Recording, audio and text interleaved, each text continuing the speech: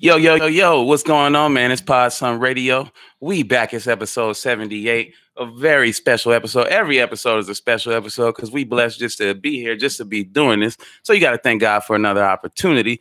But we got a wonderful guest that I can't wait to introduce you to. First of all, though, I want to give some love to my sponsor today. And we got a very special sponsor for this episode. What we want to know is, who hurt you, man? Shout out to Luciano Knows Best, the man, the king of downtown, has been doing this thing for a while. Shout out to him for sponsoring this episode and give me some fly gear that I'm going to be, sporting on camera for you the whole time. We got a camera for you in the back for our special guest. You know what I'm saying? But, we back, man, on Podson Radio. It is episode 78. It's actually the 2-year anniversary, so we ain't got no clappers or nothing like that, but can we just make a little bit doing this for a while? The podcast is a toddler now. It's starting to talk back, getting a personality of its own and things like that, but we do got a very special guest. So I do want to talk about Mr. MC Magic just a bit, but before we get into that, say what's up to the people. Say how you been doing. How's everything going with you? First of all, thanks a lot for having me on the podcast. It really is my honor to be here. Thanks for inviting me. Congratulations to all you young hustlers for planting seeds, because seeds grow into trees, baby. Yes, sir. Seeds grow into trees. Shine moment. So yeah, go ahead and keep doing your thing. Thanks a lot for having me, and hello to everybody. If you don't know me, get to know me, baby. Let's get to know each other. Hey, we in Arizona. Of course, first of all, you globally known, nationally known. I done learned so much more about you that we about to go through. Right. Myself, outside of what I already knew. For one, your name is huge, but your voice is actually bigger than your name, which is crazy. A lot of people can't say that, but I want to give a big shout out. I want to start out with my collaborators and my co-hosts. So, like I said, we got my man Luciano in the building. Luciano has been on the show a couple times, but now he's here as a co-host. Man, how you doing? I'm doing good, man. Life's amazing. Staying blessed. Loving it. Living it. How's the Who Hurt You movement, man? The Who Hurt You movement is growing. I never expected it to be this big. It's growing every day. I started as a joke, turned it into a movement. Yeah. And it's definitely really cool to receive a bunch of pictures from people saying, hey, I just saw your shirt in this state, that state. Yeah, dope. So that's dope. It's definitely fun, and it's gonna grow bigger and bigger because I'm gonna stay on top of it. Yeah, Sean. Let me ask you this. Have you checked out how many hashtags you hit? Yeah, because I post it every time, but no, it's been a while. I haven't checked in a while, but I know it's been a lot. I looked earlier. That shit was like 10,000 or something. Appreciate it. Shine moment, man. Yeah. Do your thing, man. Proud to see it. Thank you. I also want to give a shout out to another fellow podcaster from the city. We got 1/4 of the Actual Factuals podcast in the house. My man Dre. Do you got any special nickname or anything like that you got to go by? Actually, well, Dre is my nickname. My name is Andre. But it's just Dre, bro. No gimmicks, nothing like that. You know what I mean? We do this. It's 1/4 of Actual Factuals. It's an honor to be here co-hosting this with you guys. Let's get into it, man. Man, it's an honor to have you. But introduce yourself a little further. Shout out your people. Talk a little bit more. Tell us about the Actual Factuals podcast a little bit. While we on Podson Radio, I'll show y'all, plug moment. Yeah, absolutely. Well, I appreciate that, man. We got, I'm 1/4 of Actual Factuals. The other individuals are Cyrus, Tragedy, and Jules the Joker. We've been best friends. I moved to the States in 2001. They were the first people I met when I moved to America. I didn't speak no English. They were just my friends, you know what I mean? They were good people to me. And we always talked about hip hop, So we all come from different backgrounds and whatnot. And it's something that we've always sat around and just did. One day, we're like, man, why don't we just put this on tape? We've done this our whole lives. We have the chemistry. It's natural. It's what we do anyway. So we all came together. Cyrus is actually an engineer. He engineers for V the Ruler, Brown Boy Maj. He's trying to work with everybody in the city. He's on the up and coming. And he was like, yo, I got these cameras. Like, we can make this happen. And we got it popping. I came across Podson here. And I kind of had a vision of like what I wanted to do with the Actual Factuals and everybody involved. And when I came across his stuff, I'm like, wow, this is like the OG of this, he's done this for 2 years. We're on our fourth month. That's my first time hearing something like that. That's getting old for real. Huh? That's real shit though, Like when I first heard of Podson, I was told, hey, this is the #1, I was insulted. I didn't even know who it was. I'm like, I'm the #1, hip hop podcast. But now they put me on Podson, and he's been doing it. He just had Debo on. We have MC Magic, probably one of the biggest legends in Arizona. Like, he's doing work, man, and I'm honored to be here. I appreciate it. Man, I'm honored to have you here. We're gonna work more. I can't wait to be on your show. Dope name too. All right, so back to the guest. The man of the hour, the man we here to talk to, Mr. MC Magic. So we always start every show with B-roll, hot topic.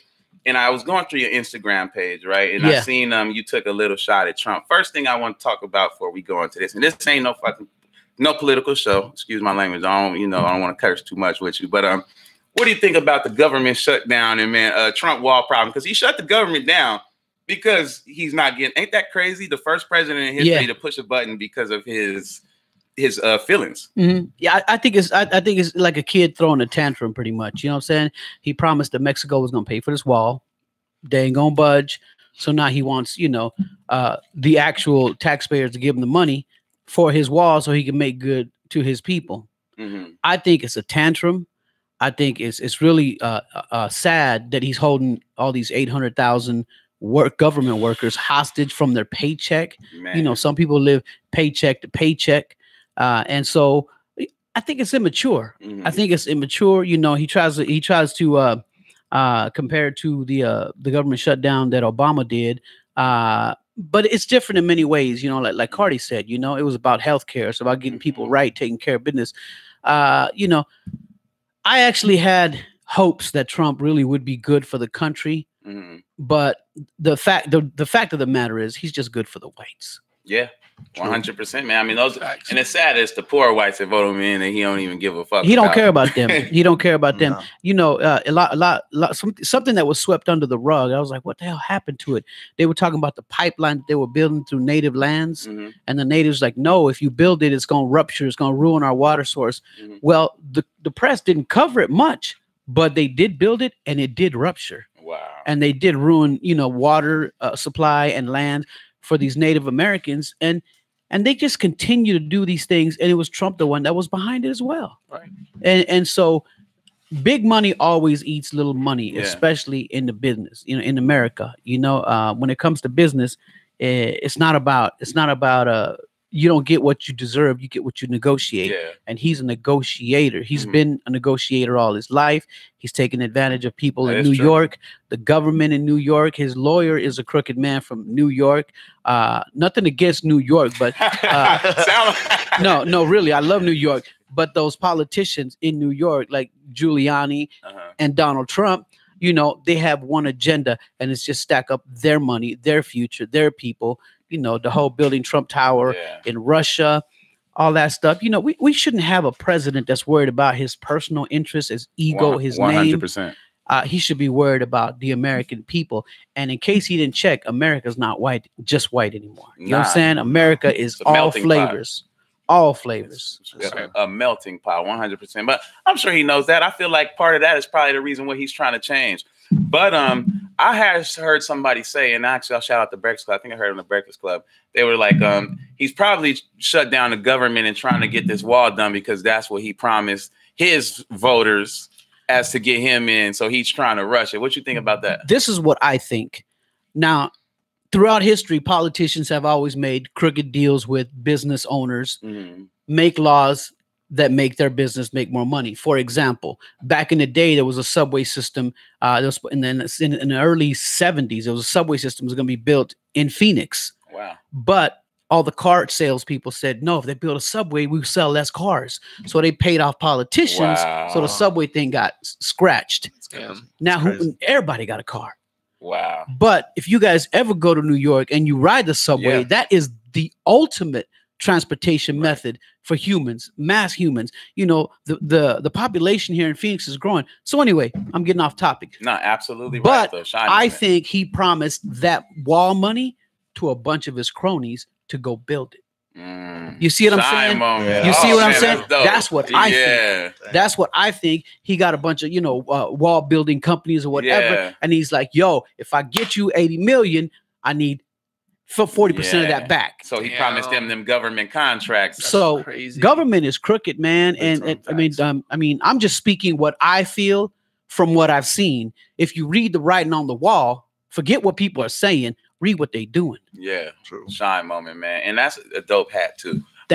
Shine moment is when you do something that's just you shining, obviously, but right now you shining with your knowledge, what you expounded upon us. I appreciate that. I wholeheartedly agree with that. And you actually provided a perspective that I wasn't even gauging, not even a little bit. You know what I'm saying? So I tell my kids too, I say, read between the lines.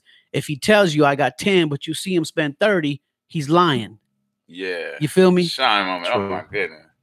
Say that one more time. If you tell him, if he tells you he's got 10, but you watch him spend 30, he's lying. Okay, I'm keeping that one. First of all, I'm using it as an Instagram caption, but I'm taking that one to the grave with me. All right, so like I said, it's not a political show, so I don't want to touch too much on that. I just want to know your thoughts. Luciano or Dre, you got any thoughts on that government shutdown? Man, I feel like Magic is saying, it's all done with an agenda. You know, he promised everybody he was going to build the wall. The re-elections are coming. You know, it's all strategy. Mm-hmm. You know what I'm saying? They got a group of like think about this, right? We talk about marketing and we talk about, you know, Luciano being a successful individual in that field, right? Yeah.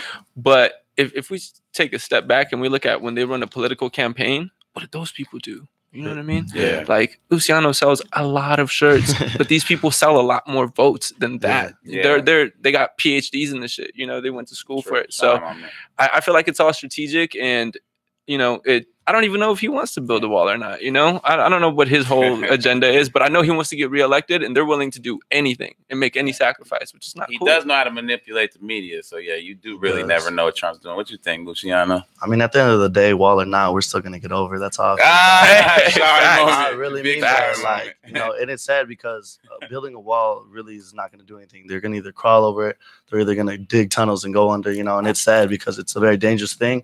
I personally know people that have done it, and you know, growing up and all that. Wow. And building a wall isn't going to do anything. It's not going to get him reelected. I feel like I don't know why he's still in office. I'm not saying it because I'm Hispanic, but I just feel like his knowledge. I mean, he's a businessman. You know, salute to his business. You know, black people, we angry too. To be a president, and all of his team pretty much are in jail now. Pretty much going to be in jail. True. And now he's still the president, and it's not going to happen. I just don't see.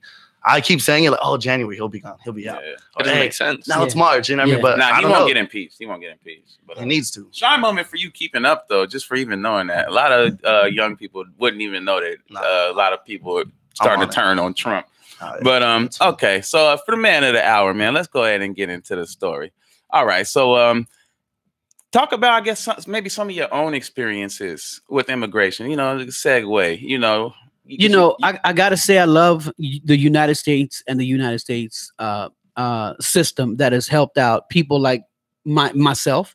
You know, I was born in Mexico and I came to this country illegally. You know, my father and my mother brought all 7 of the kids. I didn't speak English until I got to the kindergarten. That's where I started learning English. But, you know, going through the system, going through education, being able to be an entrepreneur, a musician, a dream chaser, and succeeding at it. You know what I'm saying? Succeeding at it, you know, for a kid that came, you know, with nothing in his pocket to America at 5 years old, to someone who has accomplished millions, is pretty incredible. And it's all because shine moment. It's all because I live in this country. So immigration, you know, if it's done correctly and followed through correctly, you do have bad apples in everything. But I think for the most part, everybody has a dream to do something big, you know? 100%, man. That was dope. All right. And how about your life like at Agua Fria, moving into high school, things like that? How was that, man? Well, now let me start right here. Now that you brought Agua Fria up, now you know when you move to a new city, you're like the new kid on the block. When you go to a new school, you're the new kid on the block. And I've always loved music, but I didn't have a boombox. I take that back. My mom's boyfriend had a boombox and I would borrow his. So that was my only connection to, you know, radio shows, music, and all this and all that. I knew I wanted to get deeper into it, but I didn't know the first steps. I'm 13, 14 years old. So I get to Avondale. The reason I went to Avondale is because my mom in Section 8 housing had applied for a bigger house. Gotcha. 7 kids. We were at a 2-bedroom in South Phoenix. Wow. But when we went to Avondale, they had a 4-bedroom. Wow. And so the 4-bedroom was a big deal for our family, still government housing. And when I got there, I was like, man, this is like a fresh new start for me. You know, if I tell people that I'm somebody special in Phoenix, they'll believe it. True. And so, shine moment. Yeah. And so, you know, you got to talk it into existence for sure. This girl named Shirley was having a birthday. She's like, you know, I'm having a birthday party and I need a DJ. You know any DJs? I'm like, yo, I am a DJ. Hey. Never touch one record. Never touch one record. So, so now moment. Yeah. I put myself to the challenge. Now I got to deliver. Yeah. I was like, so yo, check this out. In order for me to get on my equipment right and my records and my music and all that, and I'm talking 7-inch records, y'all. All right. My records and stuff. Now I'm gonna need your mom to give me an advance, you know? Yeah. And so she gave me a $20 bill. And with the $20 bill, I went to the record store. And I remember the two of those records that I bought that day for her party. One was Cutie Pie. Hey.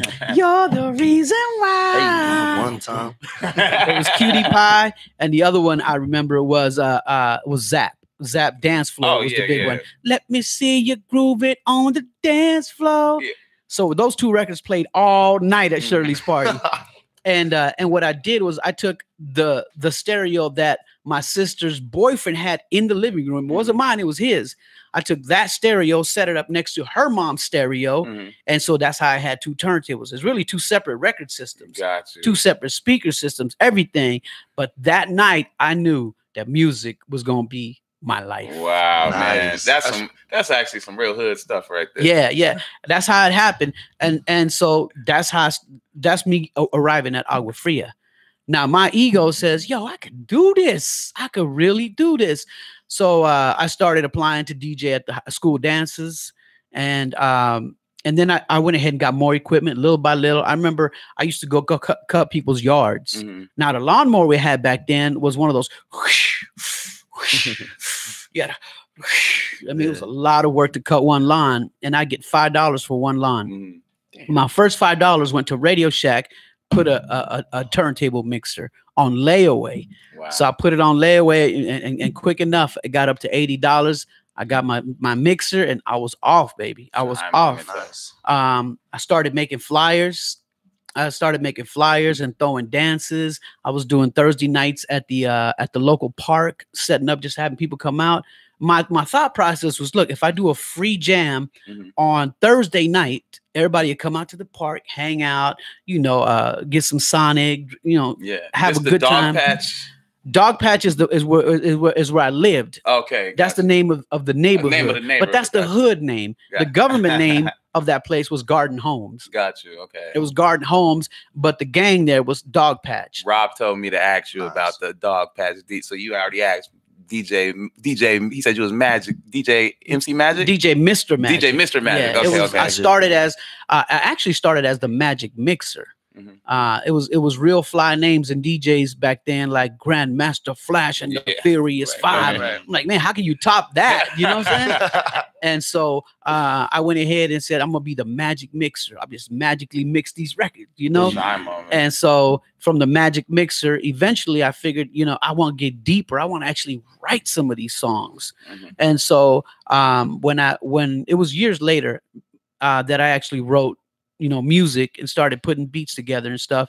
And when Lost in Love came to be, that's when I said, I'm gonna switch it from the Magic Mixer to MC Magic. Not only does it make sense as an MC is actually my birth initials, Marco Cardenas. Yeah, okay, got you. Yeah, damn, did see that. And so it really makes sense. And I got tons of stories, man. You just ain't got all the time. Yeah, no. I mean, sure, we can stay here till Tuesday if you want to, man. Let me know. We ain't got nowhere to go. Yeah. We'll cancel everything. Yeah. All right, but what about like high school? How did girls treat you in high school, man? I was not a woman. I was not a woman getter, that's for sure. I did have a girlfriend. And things was good between me and my girlfriend, but I was not a ladies' man. I was more of a fantasizer. I would fantasize about Michelle Moreno. She was the hottest girl on campus. I'd be like, man, if I could. And so that really made the love songwriter in me come alive. When you hear like on All My Life, it's 2 o'clock in the morning. I'm sitting wide awake, writing letters to you, girl. But I throw them all away because I want to show you what I feel for you. But these words and this paper just ain't good enough for you. Yeah. You feel me? I was thinking about like Michelle Moreno. I was thinking about Katrina Becerra. You know what I'm saying? When I was writing these songs, but I wasn't getting them. I had a girlfriend. Don't get me wrong. I was still doing my thing. But I think everybody wants to upgrade in their life. Always. So would that be the perfect example of like a who hurt you? So when I say who hurt you, it's kind of like either it's a situation or a female. So my biggest thing, how who hurt you came along was my homegirl just had broke up with her boyfriend and she kept saying, guys ain't shit, guys ain't shit. And I was like, all right, yeah, we get you. We understand we're in Rocky Point. We're partying and all that. And then finally I was like, who hurt you? And she didn't say her boyfriend's name. She was just like, she didn't have an answer. So that's where it just came from there. So would one of those girls be a perfect who hurt you? And you just made you write a legend ass song? I tell you what, because I came from, like, my dad left my mom early when I was 7. So we get to the USA when I was 5. Okay. He leaves when I'm 7. And I had just learned to just be a strong person. All right. And so instead of waiting to be a victim, I just charge and go. Nice. And I get away from being a victim. You feel me? Like it. I don't like to wait to be a victim. Yeah, you know, if the writing on the wall says that one's gonna do you wrong, okay, X gone. And that's not really like something. It's not. It is a protection mechanism. Yeah. Because if you wait around until they slap you, who's the dummy? Yeah, that's true. So I can't say somebody hurt me. As a matter of fact, my wife tells me, she says, you are the way you are because nobody's ever done you dirty. You know, there's only been really two real women in my life, my ex and my wife. Yeah. And, you know, I can't say that either of them have ever did me dirty. You know, I hop ship and went to, you know, to the better to thing. Another one. Yeah, to the best. I like it. I like it. And shine so, moment. Shine you know, moment for wifey. I can't say nobody hurt me. Now, on a friendship level, I've had friends, males that are just, you know, filthy. Yeah. Like one time, we was going into a car show, and when you go into a lowrider car show, if you're an exhibitor, they check your vehicle. They go through it, make sure you ain't got no weapons. And my dumb ass just forgot that I used to have this little gun.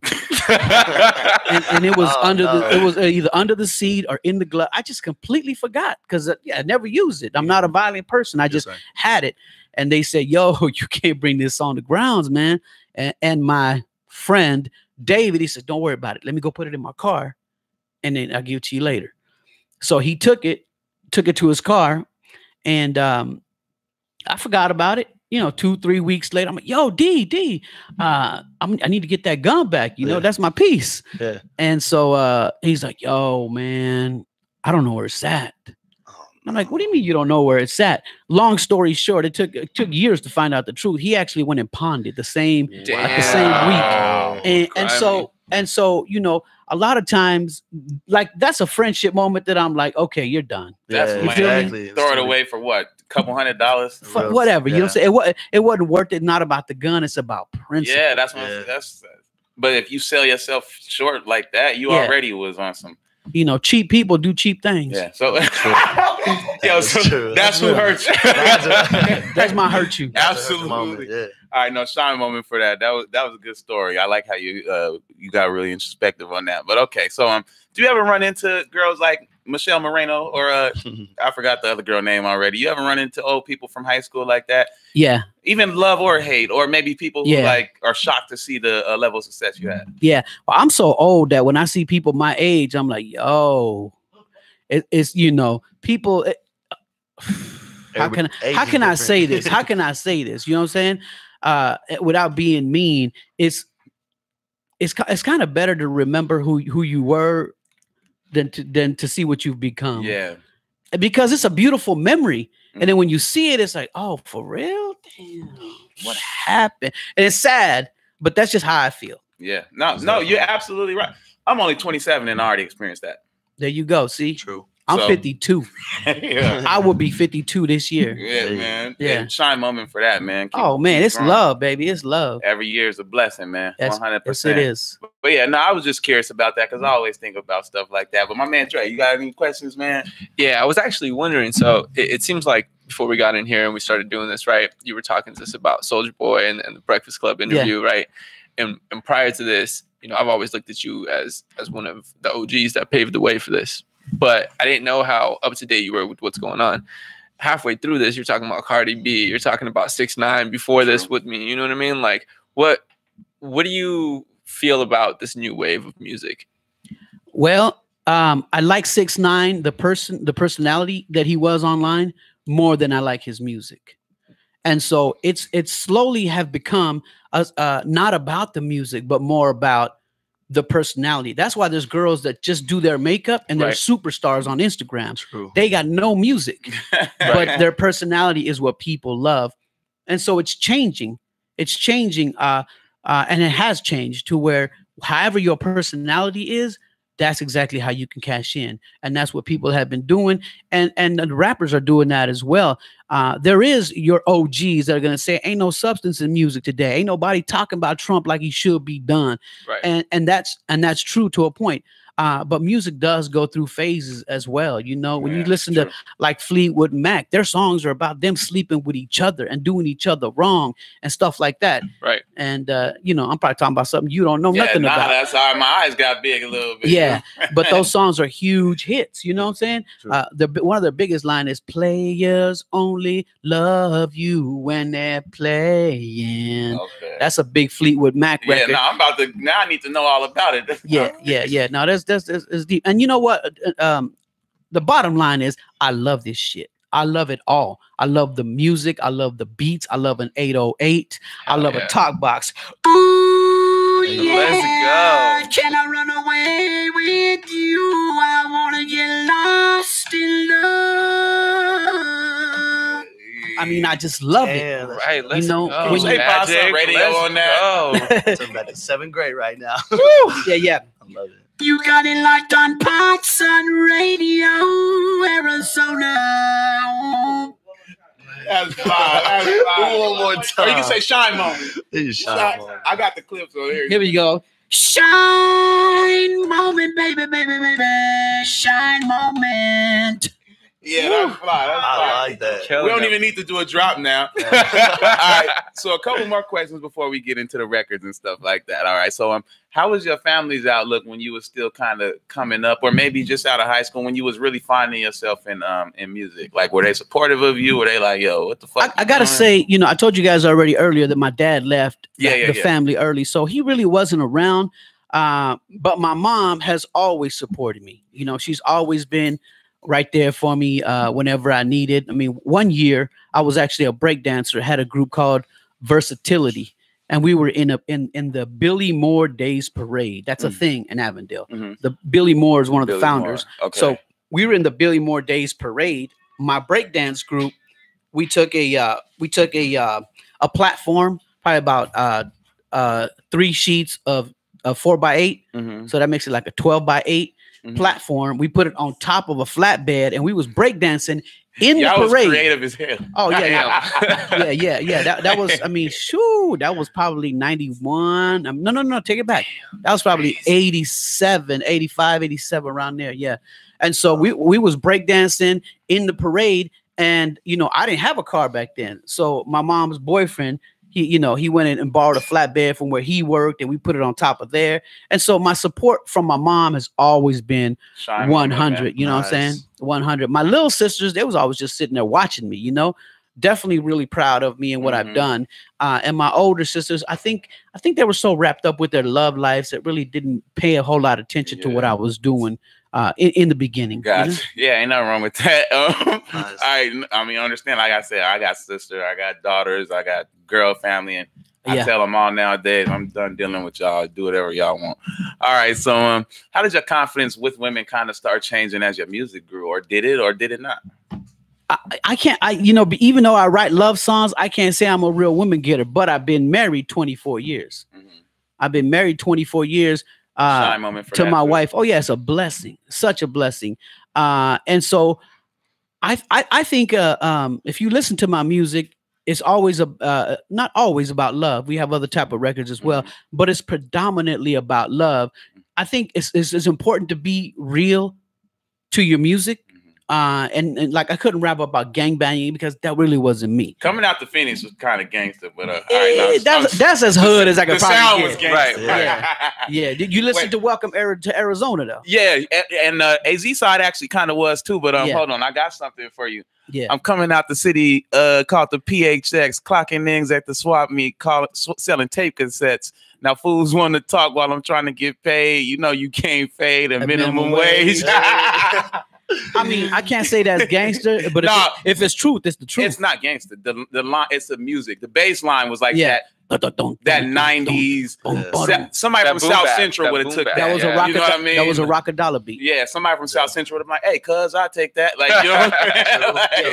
Yeah. Nah, that was a real one. That was a real. No, the line was real, but that line stuck out to me because that shit was dope. Coming out the city called the PHX, clocking ends at the swap, selling rap cassettes. Now fools want to talk when I'm trying to get paid, but you can't fade at minimum wage. That's it's a stunt line. That's a Birdman line. You know what I mean? I mean, real talk, and the swap meet. I got to tell y'all, you know, I was a kid working at U-Haul at that time, and I was making $9 an hour. That was a lot of money. It was not a lot of money, but good money back then. And so, you know, I was working at U-Haul, getting my check, and a friend of mine came to my house, and he watched me make a beat. He's like, "Yo, you did that so quick." He's like, "I bet if we go to the swap meet, everybody will buy your beats because everybody want to be a rapper." And I'm like, "You sure? I don't think so." He's like, "Come on, we can sell them for $10 each." And so we went to the swap meet and nobody bought a beat. Nobody bought a beat. Yeah. I told him, "See, people, you know, I go, rappers ain't out here at the swap meet anyway. You know, we the only dummies out here." And so one cat came up and he said to me, he said, "I'll take one." I'm like, okay. What kind of flavor you want? You know, And he's like, "You know, it's like this, it's like that." Okay. So I just put it together, drop some chords, drop a beat, put a lead on it. That's it. It's your beat. There you go. And he's like, "I don't want just the beat. You got to rap on it." And I'm like, what the hell you want me to say? This is the great innovator. Wow. We got to get his name. He said, I was like, "What do you want me to say?" He goes, "Shit, make it about my girl." I said, "What's your girl?" He probably said Jessica. I'm like, "Okay, let me get this together." And I'm writing down Jessica. I'm like, to write this is going to take me a long ass. Let me just freestyle it. He won't know the difference. And so I freestyled a song about, yo, this my man and Jessica, and she fly, pretty eye, blah, blah, blah, blah, blah, blah. And we got a crowd. And after that crowd, they's like, "Yo, I'll take one." So we didn't make a beat for nobody, but we started making rap cassettes. And the first week, oh yeah, that was God. And the first weekend I was at the swap meet, we made over $1,000. My paycheck didn't even reach $700 back then. Shine moment. You know, and that's a 2 week. That's for 2 weeks. That's a 2 week. That was for 2 weeks. So I was like, "Yo, man, this is the new." Yeah. After the swap meet went for about 3 months, and we was making, you know, $1,000, $2,000 a weekend. I was like, "Yo, man, get my job. I don't need this." And that was the liberation right there. Yeah. You know, after you learn one hustle, you automatically go to another and another Big time and another. Shine moment, man. That's good game too for all us. That really is. But I got a last kind of question. Well, maybe one or two more before we get to the records. But life in Phoenix as a celebrity, and you came up in Avondale predominantly, but how did the people in Phoenix kind of take to you, and even like people who will see you at the swap meets? And did you ever have to deal with Phoenix PD as a celebrity? I never had a problem, and I've always claimed Phoenix simply because before I moved to Avondale, I lived in Phoenix. Yeah, I lived in Phoenix. It was in Avondale where I planted my musical seed. And it was 9th, 10th, 11th, 12th. Because right after high school, I was in Avondale for maybe 5 years. Right after high school, my girlfriend got pregnant, and all of a sudden, I gotta provide. Yeah. So I bought a house right back in Phoenix. So I was only in Avondale 4 or 5 years, but I did a lot. So people think that I'm really Avondale. I was only there for a minute, but while I was there, I was bubbling. You know. Gotcha. Okay. And you glow anyway. So like, people from other places, it's all Phoenix. Yeah. And I was really interested in being in Phoenix because, I mean, it's like, who wants to be at the side borough when you're trying to be as large as possible? You know what I'm saying? Moment. True. 100%. And so going to Phoenix was important. Being at the Phoenix parties, being on the air, and getting on the radio. See, back in the day, people would get 3,000 people to come out and just see a DJ play. Back in those days. Damn. And so I was a popular DJ before I became MC Magic. And it slowly just converted to that. But Phoenix was electric. It was magical. Like, if you ever seen cars cruise in movies where everybody's cruising, everybody's having fun, that was real life in Phoenix. Yeah. And I was walking in and out of cars, say, "Yo, don't miss my show. I'm gonna be over here. I'm gonna be over there." Coming. You a hustler. So I was hustling. Yeah. I was getting all these people that was cruising to go to my parties, whether I was DJing at the Celebrity Theater, whether I was DJing at Tommy's nightclub, Struts nightclub, Studio West nightclub, all of them. I was rocking them. How old were you? Man, I was probably already 18, 19 around there. So early, maybe 17. It was right out of high school, and even through high school, because this is a cold moment right here. One of the best people I've ever met was this one man named Rob Dinowith. He used to have a promotions company called Rob Productions. Okay. Now Rob was from back east. He was from Detroit.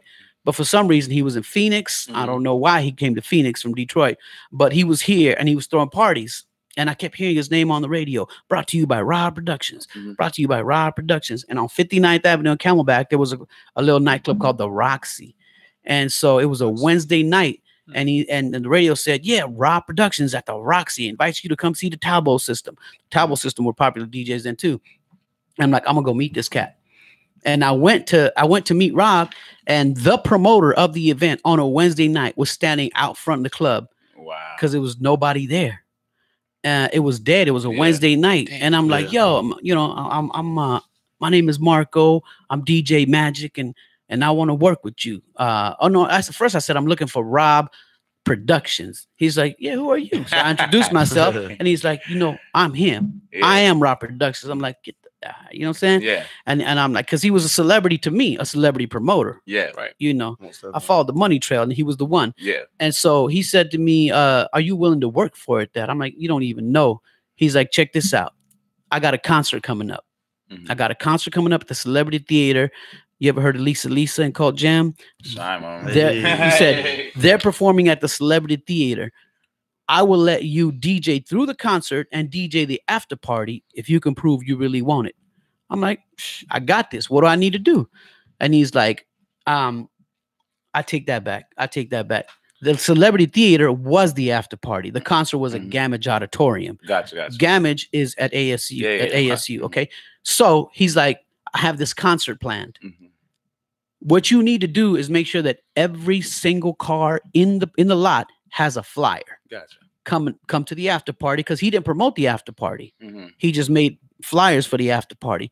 So then, and he put my name on the flyer. I was like, oh yeah, God. Real shine moment. Thank you. I was big, right? Rob Dinowith. Yeah, Rob Dinowith. And so he came out.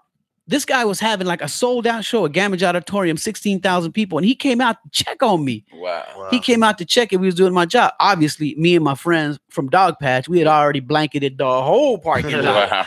And he looked at me. He says, I like how you work. We'll see you at the Celebrity. So we went to the Celebrity, and y'all know how Celebrity's got a round stage? Yeah. Right. That was the dance floor. Wow. That was the dance floor after party to Lisa, and I was in the DJ booth. That was the first big break. And he says, I need to meet with you. He said, I need to meet with you because I like the way you work, and we could do a lot more work together. I'm like, okay.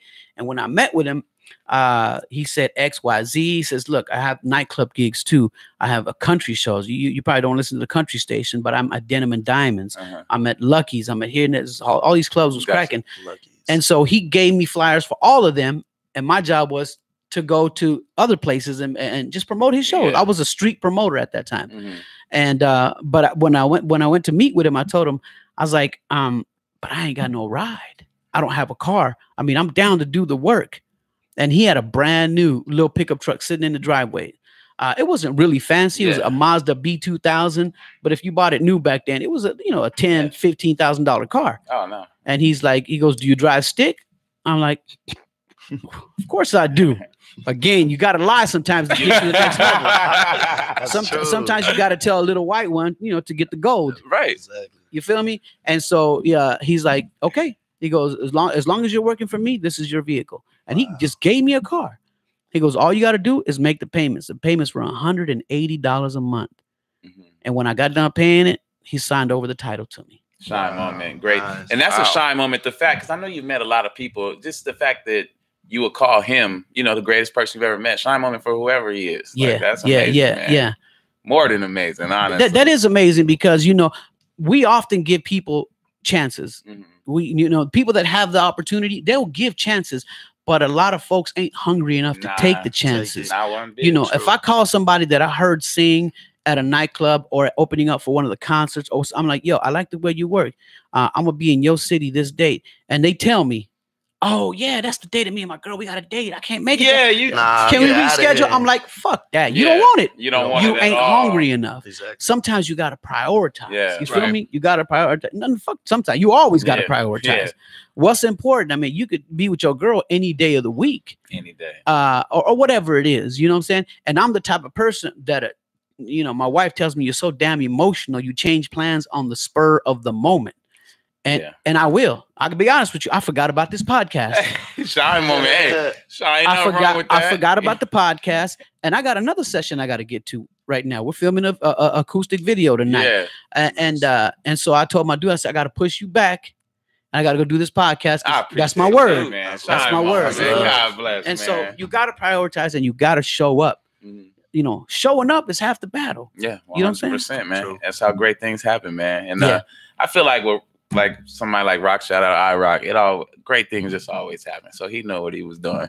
But all right, so we're gonna move just so we don't take up too much of your dang time, because we thank you for coming. You know what I mean? No, it's all love, man. So you gotta do it right. One thing I was thinking, MC Magic, Jordan Sparks, Chester Bennington, CeCe Peniston.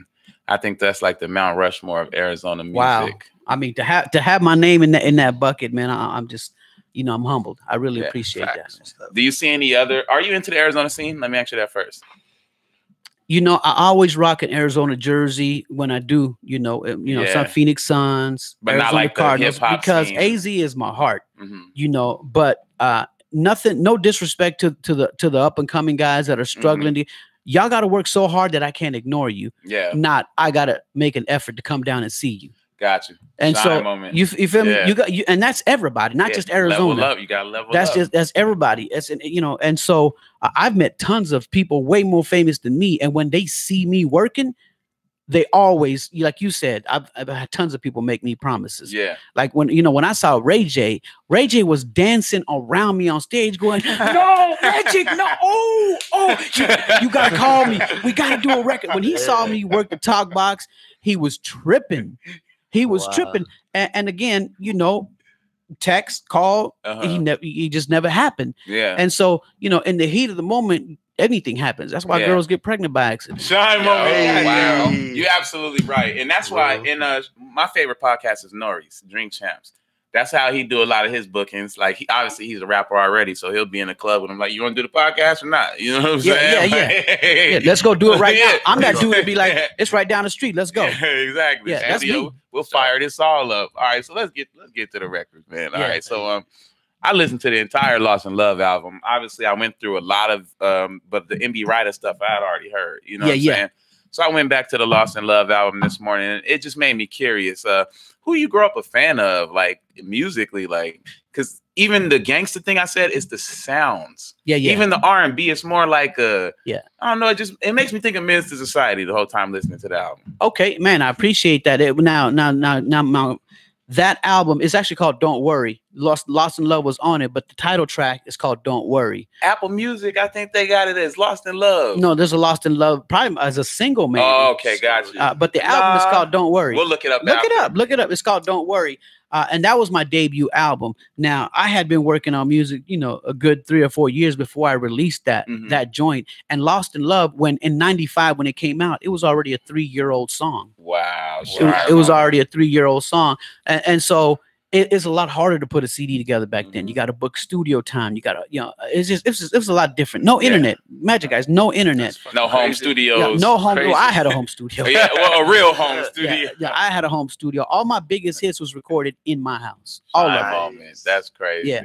What do you attribute that to? What do you mean? Like the vibes, just being at home comfortable, or like? That was the lab. That's where it got done. Is that where you were recording everything? That's where I recorded everything. Oh, that's even the non-hit or songs that weren't as big. Yeah. I mean, we have recorded in other places, but So Fly, Pretty Girl, Down for Yours, all that stuff. Lost in Love. Hit the fridge and get some chicken and come right back. Yeah, I mean, either that or go buy diapers if I needed to. Right back to it. No, that's dope, man. Yeah, whatever had to be done. Yeah. What's that like balancing as a family man versus being MC? And I was gonna say that question then, but it's a good time to ask that. and I'll go right back to it. But what's that like? My kids have been part of my movement a long time. Matter of fact, I always pull out old pictures when my son Tito is now, he'll be 20 this year. He's got a birthday next month. Tito will be 20. Moment. Shout out to Tito. Yeah, that's my baby. That's my little one. I got 3 boys. I got 3 boys, but they've been with me all along. We got a sold out show in San Diego coming up on February 2nd. Tito will be there selling my merchandise. Hey, you feel me? That's the kind of family we have. Yeah, right. And I give lots of love to my wife because I cherry picked my wife. I was like, that's the girl that's gonna be my wife. I know she's a virgin. I want me a real one that's gonna be forever.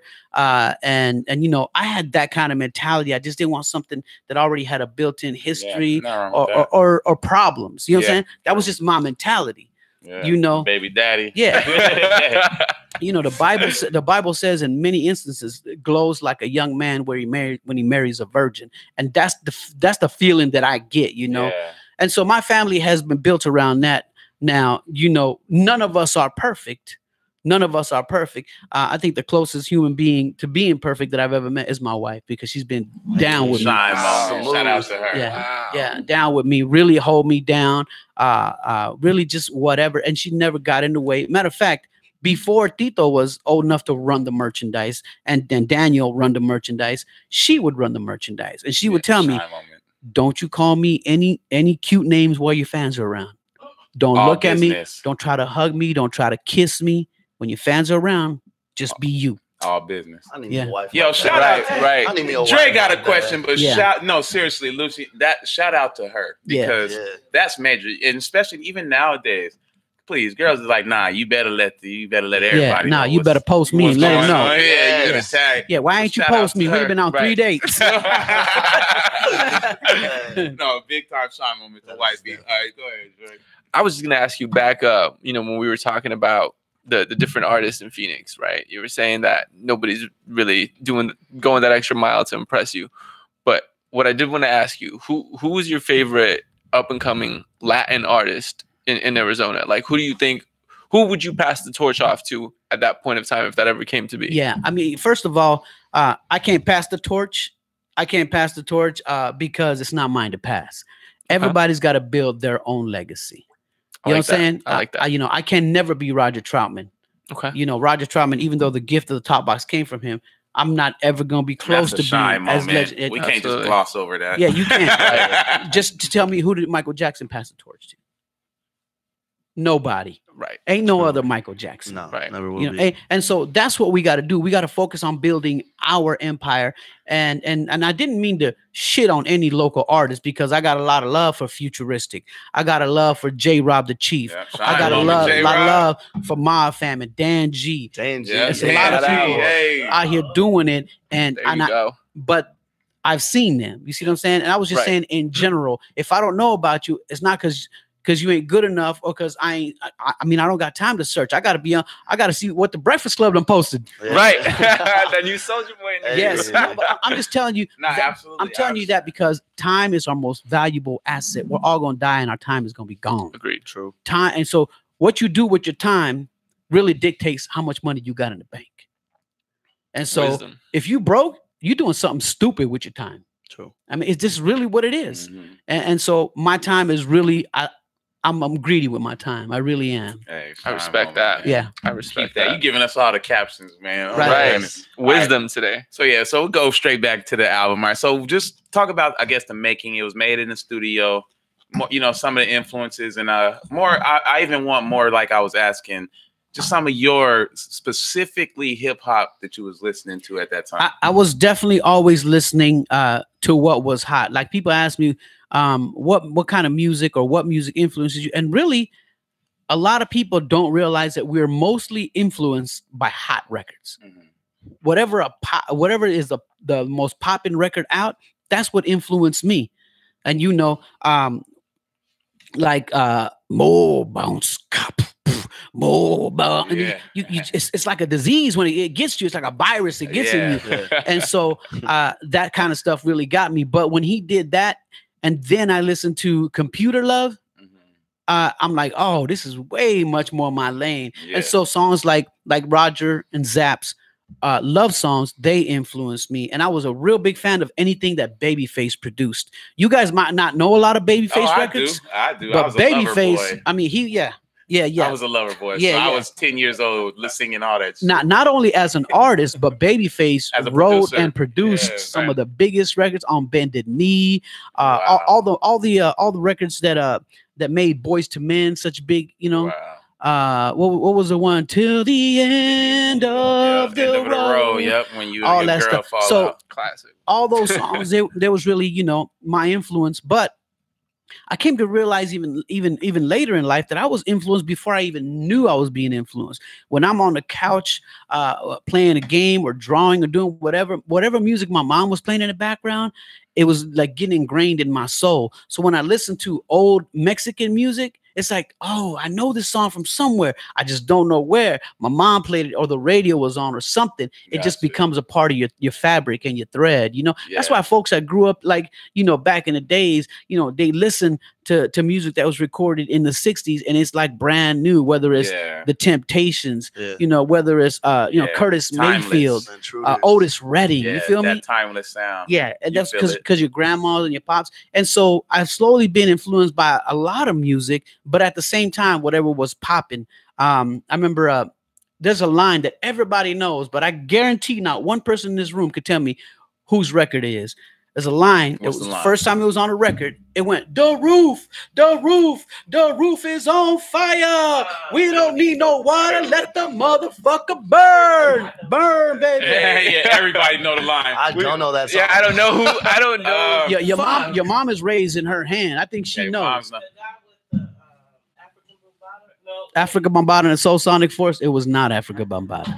Nobody else know. I was gonna say Marvin Gaye. You see what I'm saying? Joking. And so that was Rockmaster Scott in a Dynamic 3. Rockmaster, shout out, shine moment. Yeah, and the Roof was a flip side record to their A record, which was Request Line. Request Line was a record that went, DJ, please. Wow. Phone. I'm on a request line. And the Roof was the backside, the B side record. They dropped 2 hits. Yeah, they killed it. Yeah, that's major. All right, no, that's so. Anyways, those records was always hitting me. That Killer Groove, stuff from obviously Zapp and Roger. The early Babyface stuff. I was even listening to the Spanish stuff like Luis Miguel and all that kind of stuff.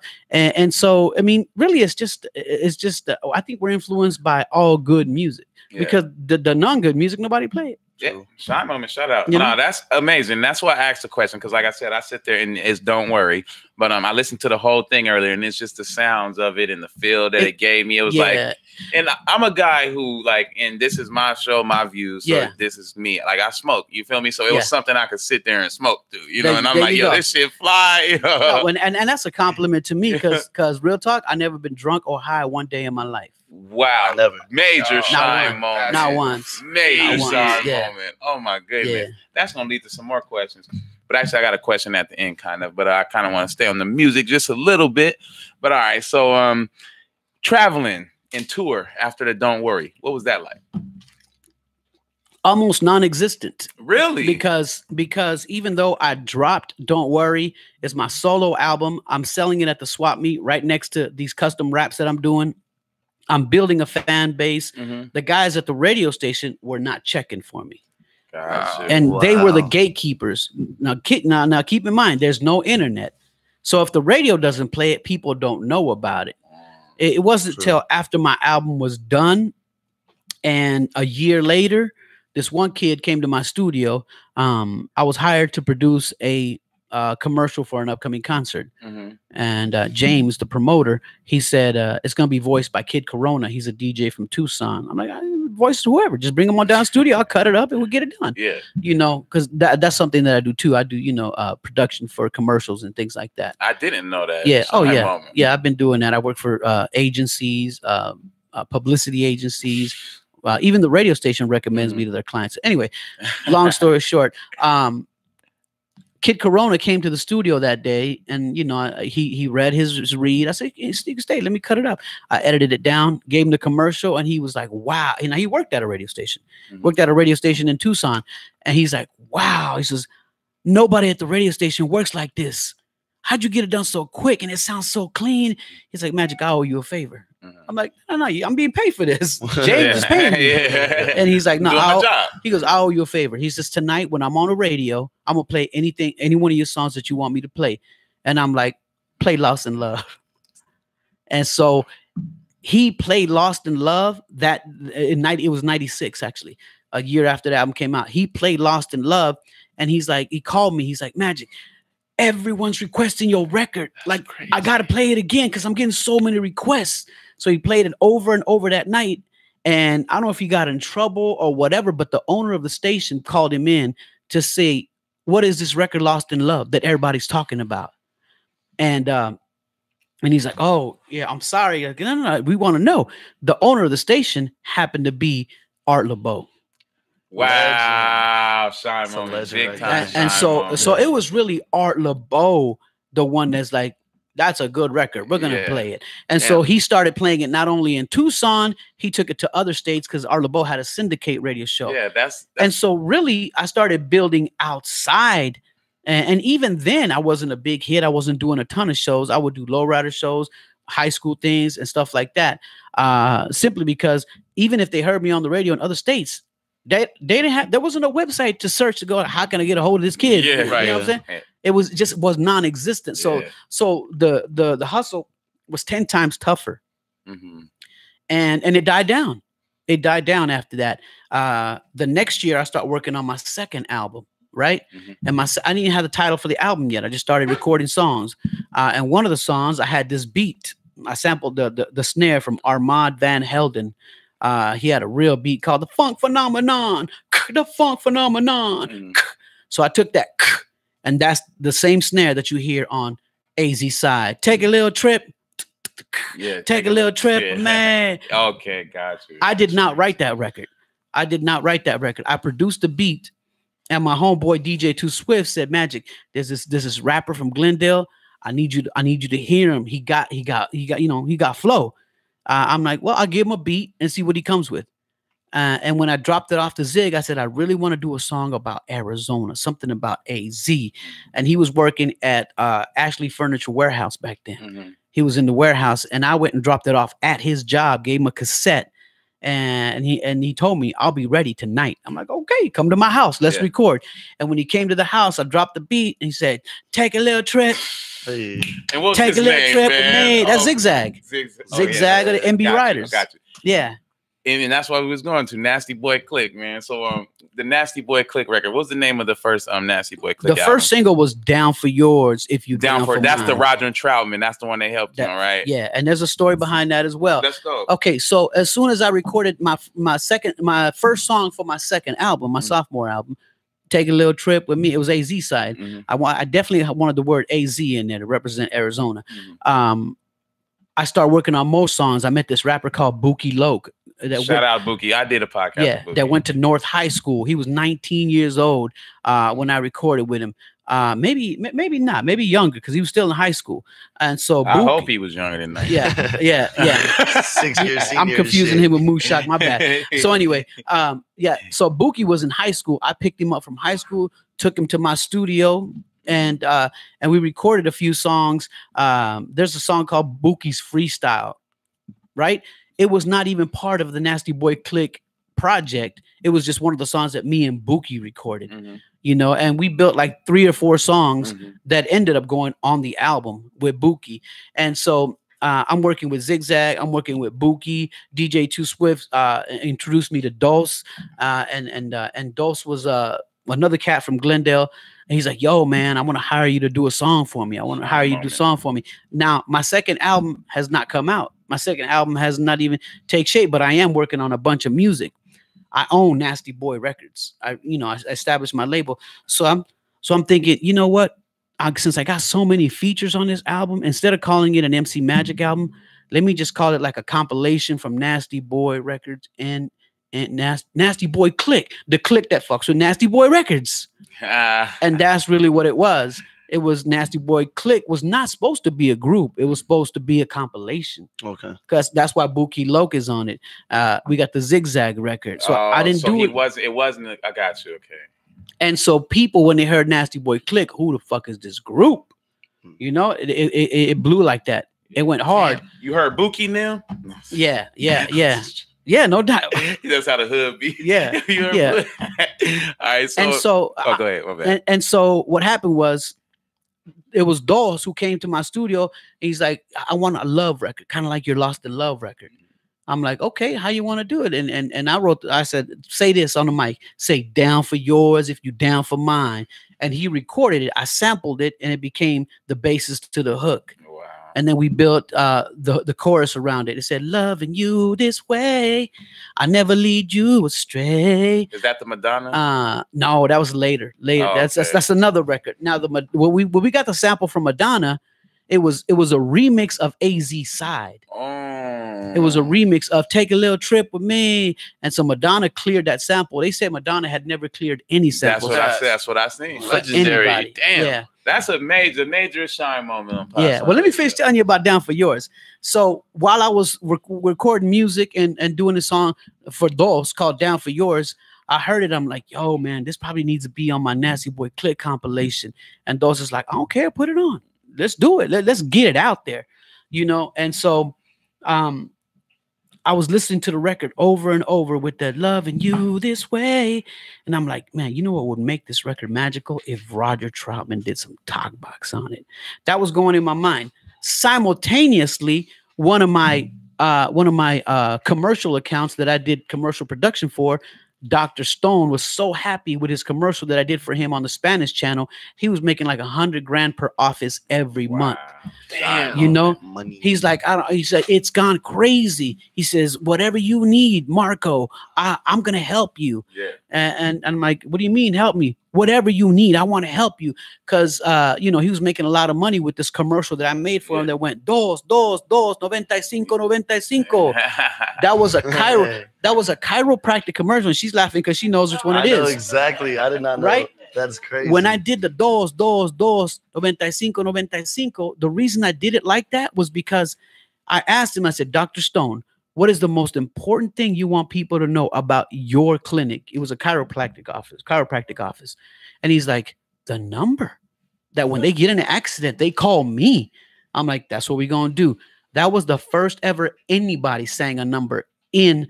Now you look at billboards now, they got their whole number across. You hear other people's commercials. Don't forget 5, 60. It's gone crazy now. But I did the first one. Yeah, I did the first shine one. moment. You just topped the first most major shine moment with the next most major shine moment. That's crazy. That is crazy. That's super crazy. Thank man. you. Oh That my goodness. So Dr. Stone was so happy with me that he said, what do you want to do to help you and your family? Yeah. I'm like, well, I want to put on a concert. And we can make profit. We can even split the profit, Dr. Stone. He said, how much is it going to cost? $60,000 is what I came with. I said, you know, back then it was, you know, that's enough to book the groups, to get the venue and all that. So he's like, you got it. Whatever you need. He put the 60 up so I could put on the concert. Yeah. So I went to the radio station. Simultaneously, I'm working on Down for Yours, AZ Side, the Buki song, all these other Nastyboy Klick songs now for the compilation album. And I was working with the program director. He's like, well, this is a great lineup. It was an old school lineup. It was Zap, Club Nouveau, the Sugar Hill Gang. Who else was on that ticket? Maybe Lakeside. It was like 5 acts. It was an old school concert that we did at the Park and Swap. And Don Parker was the program director of Power. Back then it was Power 92. And then Don Parker says, you know, I like this magic, but I would like to make it so that it sounds like the station's putting the concert on. So that was my first exposure to working with radio stations and how they take someone's concert and make it seem like it's theirs. A logo on it's a co-presents. And I'm like, what do you want to do? He's like, you know, it's going to be the 5th anniversary of Super Snake working at our radio station. So why don't we call it Super Snake's 5th anniversary Street Jam? I'm like, I don't give a damn. If you're going to promote it, let's do it. Call it whatever you want. Right? So he promoted the concert. Dr. Stone paid for it. That night, I got to meet Lester Troutman from Zapp and Roger. God, man. You feel me? God. Yeah. Oh, my goodness. And so I told Lester, I said, I'm going to need to book you on some more shows and this and that and the other. He's like, yeah, you got my contact. Whatever you need. And that morning, then I woke up it was fresh in my mind. By the way, the morning time is your most creative part of the day. Your That's mind great. always, God Agreed. plants seeds early in the morning. So anyway, I woke up that morning and I was like, imagining Roger singing half the chorus on Down for Yours and him doing some talk box and stuff. And I called Lester. I'm like, Les, I got something for you. He goes, what you got, big time promoter? What you got? And I'm like, I don't know if you know, you don't know this, but I work on music too. And I want to pay Roger to be on a record. And he's like, I can't do that for you. He's like, you got to talk to Roger direct. And I was like, I get to talk to Roger Troutman? Y'all probably don't know what that means, but Roger, I know what it means. Right? It's like talking to Dr. Dre. Yeah. I mean, and Dr. Dre is the reason I know what it means. Okay. So I called Roger. He gave me Roger's number. He says, you talk directly to Roger, it's going to be all good. I was like, Roger, I got this song. Roger was quick. Like, he didn't want no bullshit. He was quick. Okay, this is what we're going to need. He's like, don't send it to me. I'll come to you. You buy me a ticket to go to Arizona. He said, it's going to cost you $10,000. Now, because the concert that we put on flopped, I didn't have no money. I probably had maybe $1,000 if lucky in my bank account. And Roger said, I need you to send me $5,000 cash in a FedEx envelope. You wrap it in aluminum and they won't know there's money in there. You put it in the FedEx envelope, send it to me overnight cash. And when I land in Phoenix, you give me the other half in cash. Now, me in the back of my mind's gone. I'm like, I got a stack in the bank. Fuck it, let's do it, Roger. Sorry, man, you a hustler, man. Let's do it, Roger. Made it happen. So we did it. And I sold a car that I had, a used car. I went to American General Finance, took a $2,500 loan out, asked people to just loan me money, and I got the first 5 together. And I put it in the foil. I put it in FedEx overnight, the tracking number, everything. He got it. It was booked. And now I had to worry about another $5. But I had till Friday because it was Monday. And Roger. And so, cars to sell. And on top of that, I bought him a round trip airline ticket too. I don't know how I did it, guys. I can't remember, but I did it. Yeah, that's all that matters. You know what I'm saying?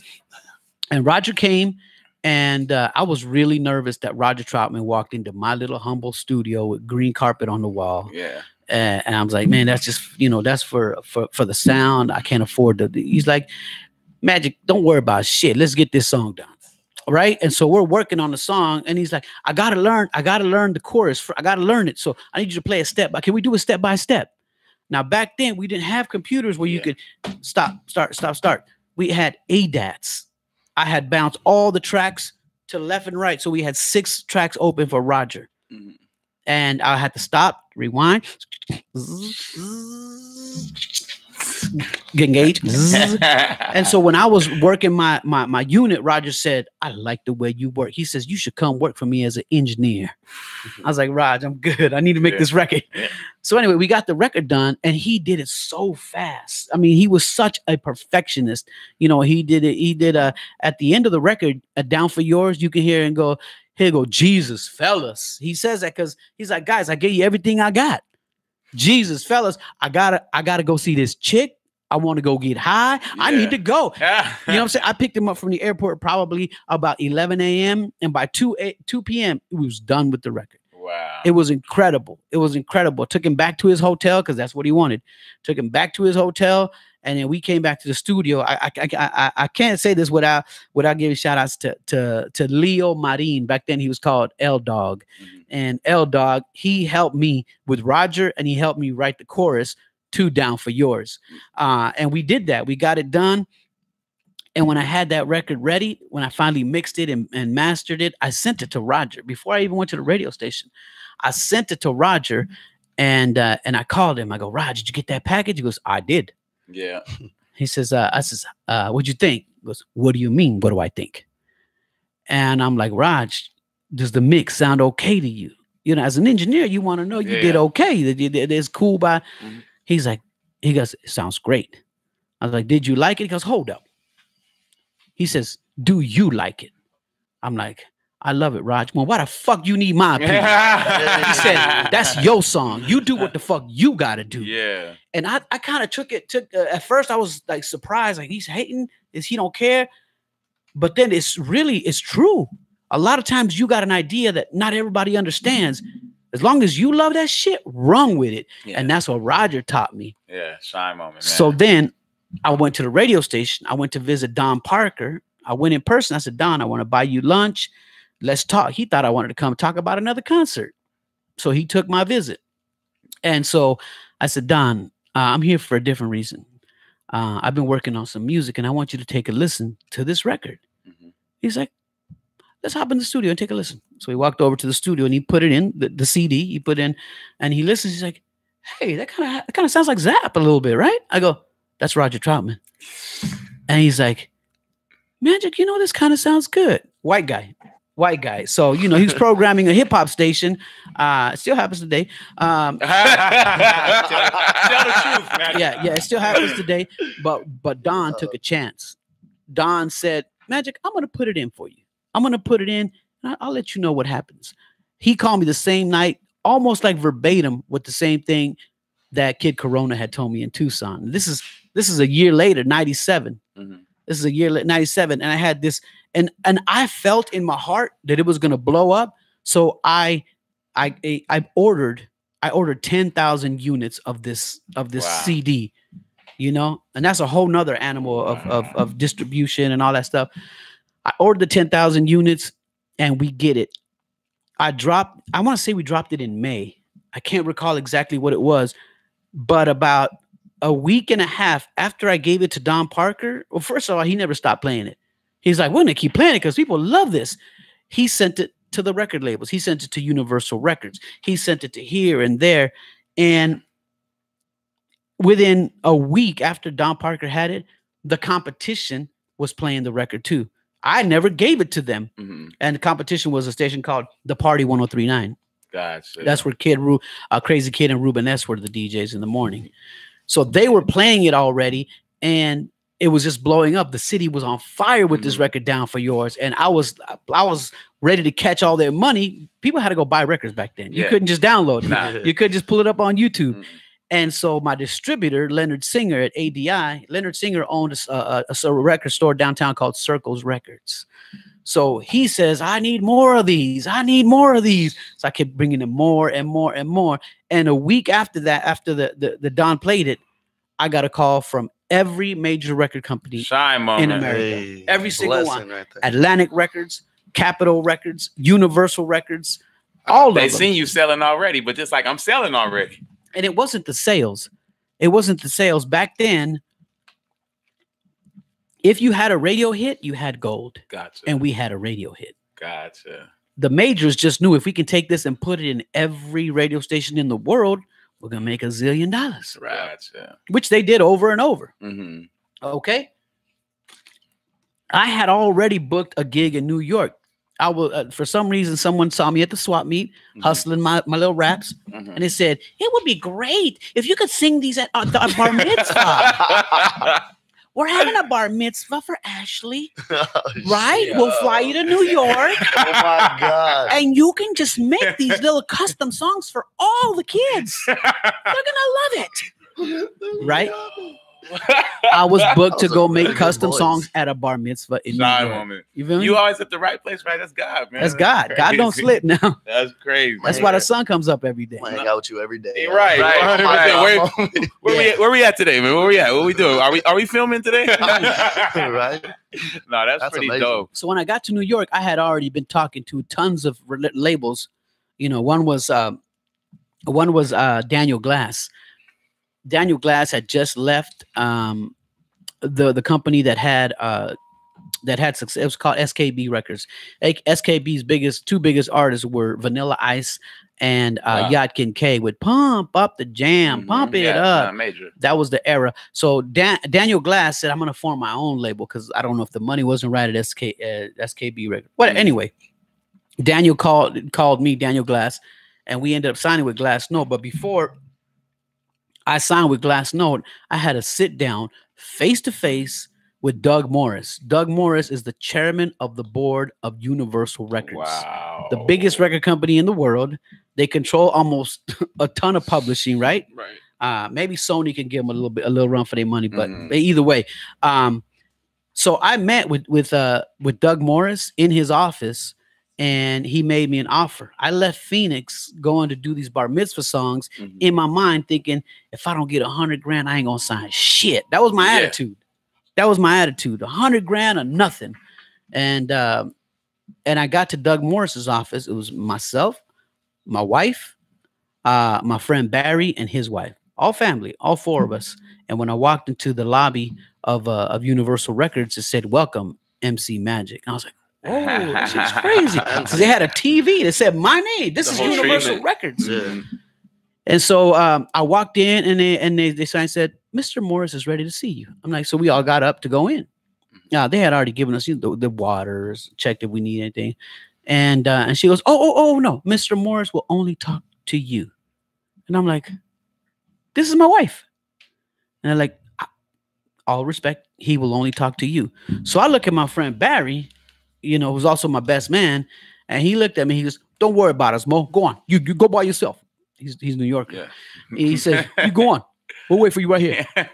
So I'm by myself with Doug Morris. No one else is in the room.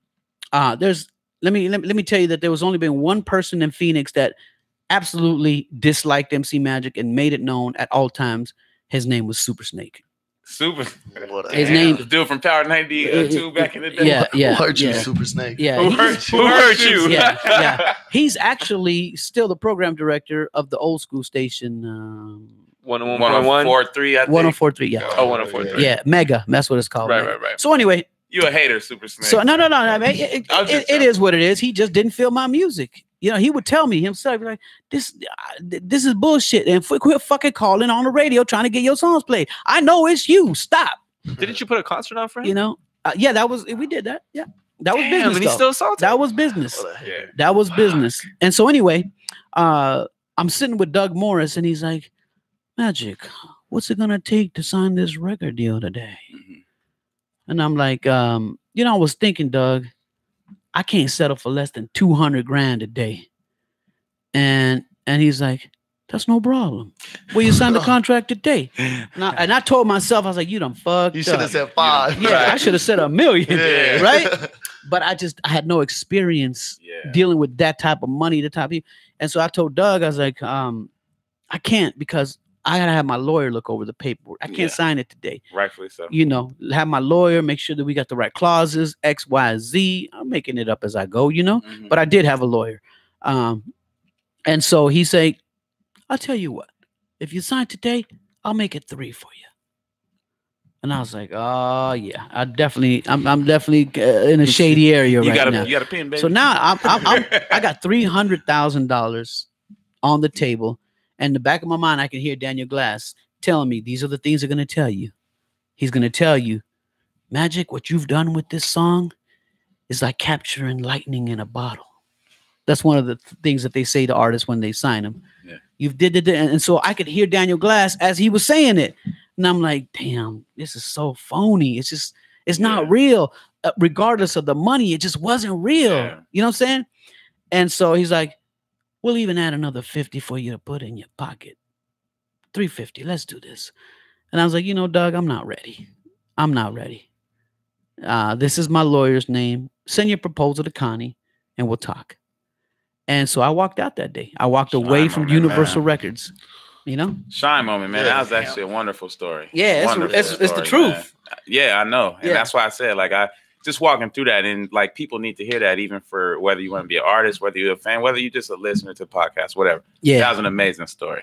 All right, so I was going to stick on this for a minute, but I don't even want to too much because now I think you kind of gave me the background, because Nastyboy Klick wasn't really a group, and so NB Ridaz ended up being the name. Well, no, Nastyboy Klick. We didn't make it the group. It just became the group. Everybody wanted, because after we signed with Mercury, which was Daniel Glass Note Records, they threw the record out and it was being played now all over the country. Now we got to go on promotional tours. We got to visit radio stations. And he's like, who's coming? And I'm like, okay, so it's MC Magic, it's Zigzag, it's Dos, it's Sly, it's DJ Too Swift, it's Coco. Oh, Coco's one of our dancers. We got, it was probably like 9-10 people. And he's like, it's a promotion tour. Cut it down to 4 and let's make it happen. Yeah. And so when I had to tell like the rest of the clan that really helped me put this album together that they couldn't go, it was like, yo, that's shady. How could you cut us out? You know, it just didn't understand. Mercury is telling me you can't bring everybody. You know, it's not a family affair. Yeah. This is business. We're going to pay all the expenses to get 4 of you guys wherever you need to go and then bounce it. We're promoting a record. Yeah. We're promoting a record. And so that's where a lot of feelings got hurt. Understood. And relationships fell apart. They're like, don't fuck with Magic. He'll burn you. And when he makes it, he'll forget about you. Yeah. And so people really take it hurtful because they don't know all the ins and outs. Yeah. You know what I'm saying? So it ended up being Dos, Magic, Zig, and Sly. Mm-hmm. Now, the reason Sly got into the equation of Nastyboy Klick was he was my little worker that helped me do songs at the swap meet. Mm-hmm. He would tell people, come here, sign this paper. Sign it. He would do the paperwork so that I could just keep rapping. It was like an assembly line. Mm-hmm. He was 12. And when he started working for me, he was 12. Now, by the time that we recorded Down for Yours, he was probably 16 already. So we already had a relationship. And he always told me, why don't you never let me get on a record? Won't you never let me get on a record? And so when me and Dos recorded Down for Yours, I called him that night. I'm like, I got one for you. And he's like, let me hear it. All right. And he heard it over the phone and wrote his verse. He said, come pick me up. I'm ready to record. He wrote his verse. And he's the one that came with the third verse that said, what you want, Goldilocks? Yeah. Money can't buy butterscotch, man divine. Styles like Calvin Klein. The youngest of the group. He was hungry. He was hungry. He was pushing me. Bars. Like I said, you know, if you don't make yourself seen, people just ain't going to come up and pick you up. 100%.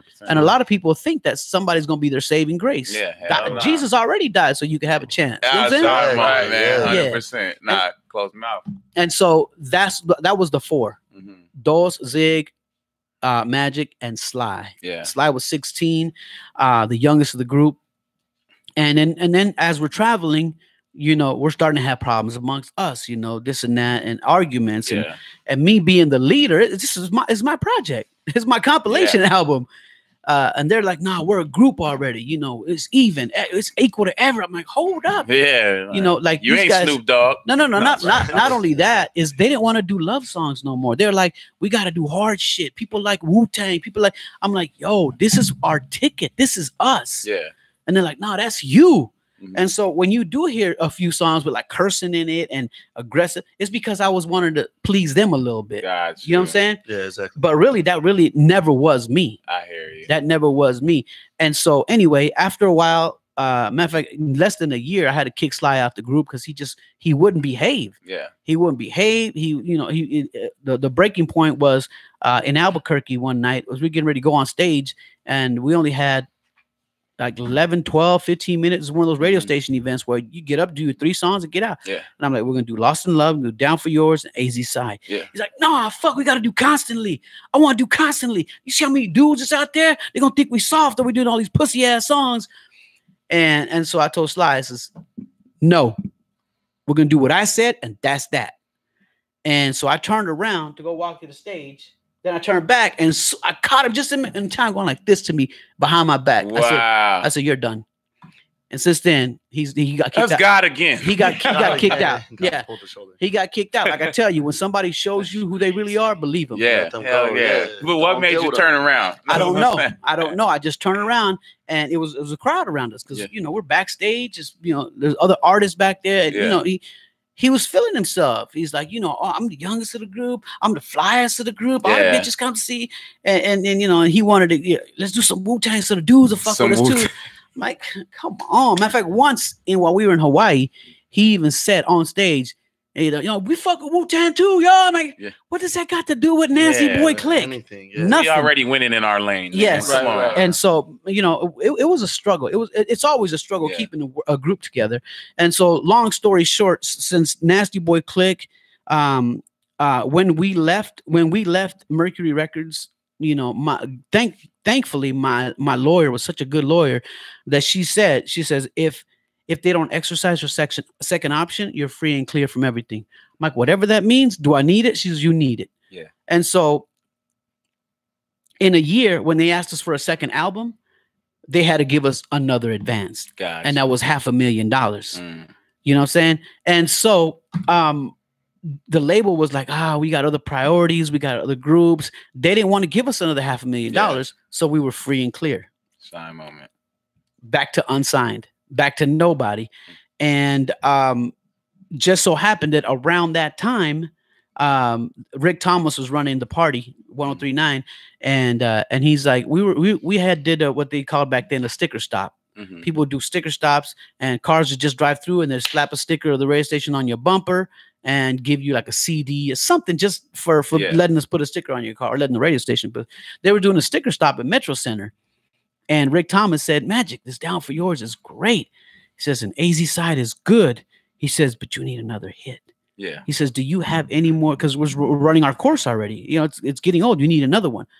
I was like, "I got this old record called Lost in Love." Wow. And he's like, "Let me hear it."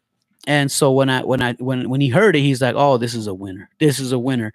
And so Lost in Love started playing, and the same thing started happening. Again. They sent it out to other radio stations in California. This is after Art LeBeau had already played it 2 years earlier, but it didn't go the full spectrum. Right. So you're like 97, 98 now. Yeah. It was 98 now. Okay. And in 98, a little label, a house label, house's style of music, like, you know, boom, boom, boom, right. Run by Hispanics, the Lopez, they called me and said, "We want to sign you. We want to sign this deal." And we had already spent all our money. We were back to arguing. Matter of fact, the group was broke up. Yeah. One of my lines that I told the group, it was really shady, but it's really the way I felt. Yeah. As I said, "Guys, I can't do this as a group no more. You guys are always arguing with me. You don't listen." I had to get rid of Sly. I go, "You guys are like a toothache that won't go away." And they always remind me of that. Be like, you know, "That's cold how you call us a toothache," you know? Toothache. And so I said, I talked to John, and he's like, "This record from Nastyboy Klick called Lost in Love." I go, No, that's an MC Magic record." He goes, "Yeah, well, what's this Nastyboy Klick?" "But you guys already started some fame as Nastyboy Klick." I go, "But that's an old record from my first album." I says, and he's like, "Well, regardless, it's making a lot of noise and we want to sign you." I says, "You know, as MC Magic, bless you, brother." I said, "As MC," he goes, "No, I want to sign Nastyboy Klick." So then the song was re-released, but this time it wasn't called MC Magic. It was called Nastyboy Klick, because they really wanted it. And they didn't give us the type of money that major labels gave us. You know, we was back to starving, we signed for 40 racks. Wow. No. He actually took Lost in Love for 5 racks and said, "If we do the album, I'll give you, another deal." And we negotiated 40. That's all we could get. Yeah. It's bullshit is what it is. Yeah. Right. And so when after I started working with Upstairs Records, I was like, "Man, I don't like the way things are going. You guys are trying to manage us. This is my group, not yours." And they was getting in the middle between the group, telling them, Magic is manipulating you guys. And it got crazy. Success always does that to groups. Even basketball players that play on the same team, they hate each other in the locker room. Yeah. You know what I'm saying? And so, we were imploding, like they say. We were imploding as a group. And I told John, I says, like, "I don't want to be in this contract no more. I don't want to be with Upstairs Records. La la la la la la." I said, let me just go for my contract." He goes, "You could walk?" He says, "But I own the name. I own Nastyboy Klick." And I'm like, "Ain't this about a bitch?" I'm like, "Fuck it. I did it once. I'll do it again. Take the name. I want to be free." And so my partner Doles, he says, "You left. I'm gonna ask to leave too." So he asked to leave. Now two of the members were over there with I had to bring Sly back in when we got Nastyboy Klick. 2 of them, Zigzag and Sly, stayed with Upstairs Records. Me and Dulce are back in my studio putting new music together. Gotcha. One of the songs that I had recorded with Angelina, an Upstairs Records artist, I had in the can. That was already, in the studio, but it never come out. It was a song called "Runaway." We could run away, spend some time. I'll always be the one right by your side. That's Luciano's favorite joint right there.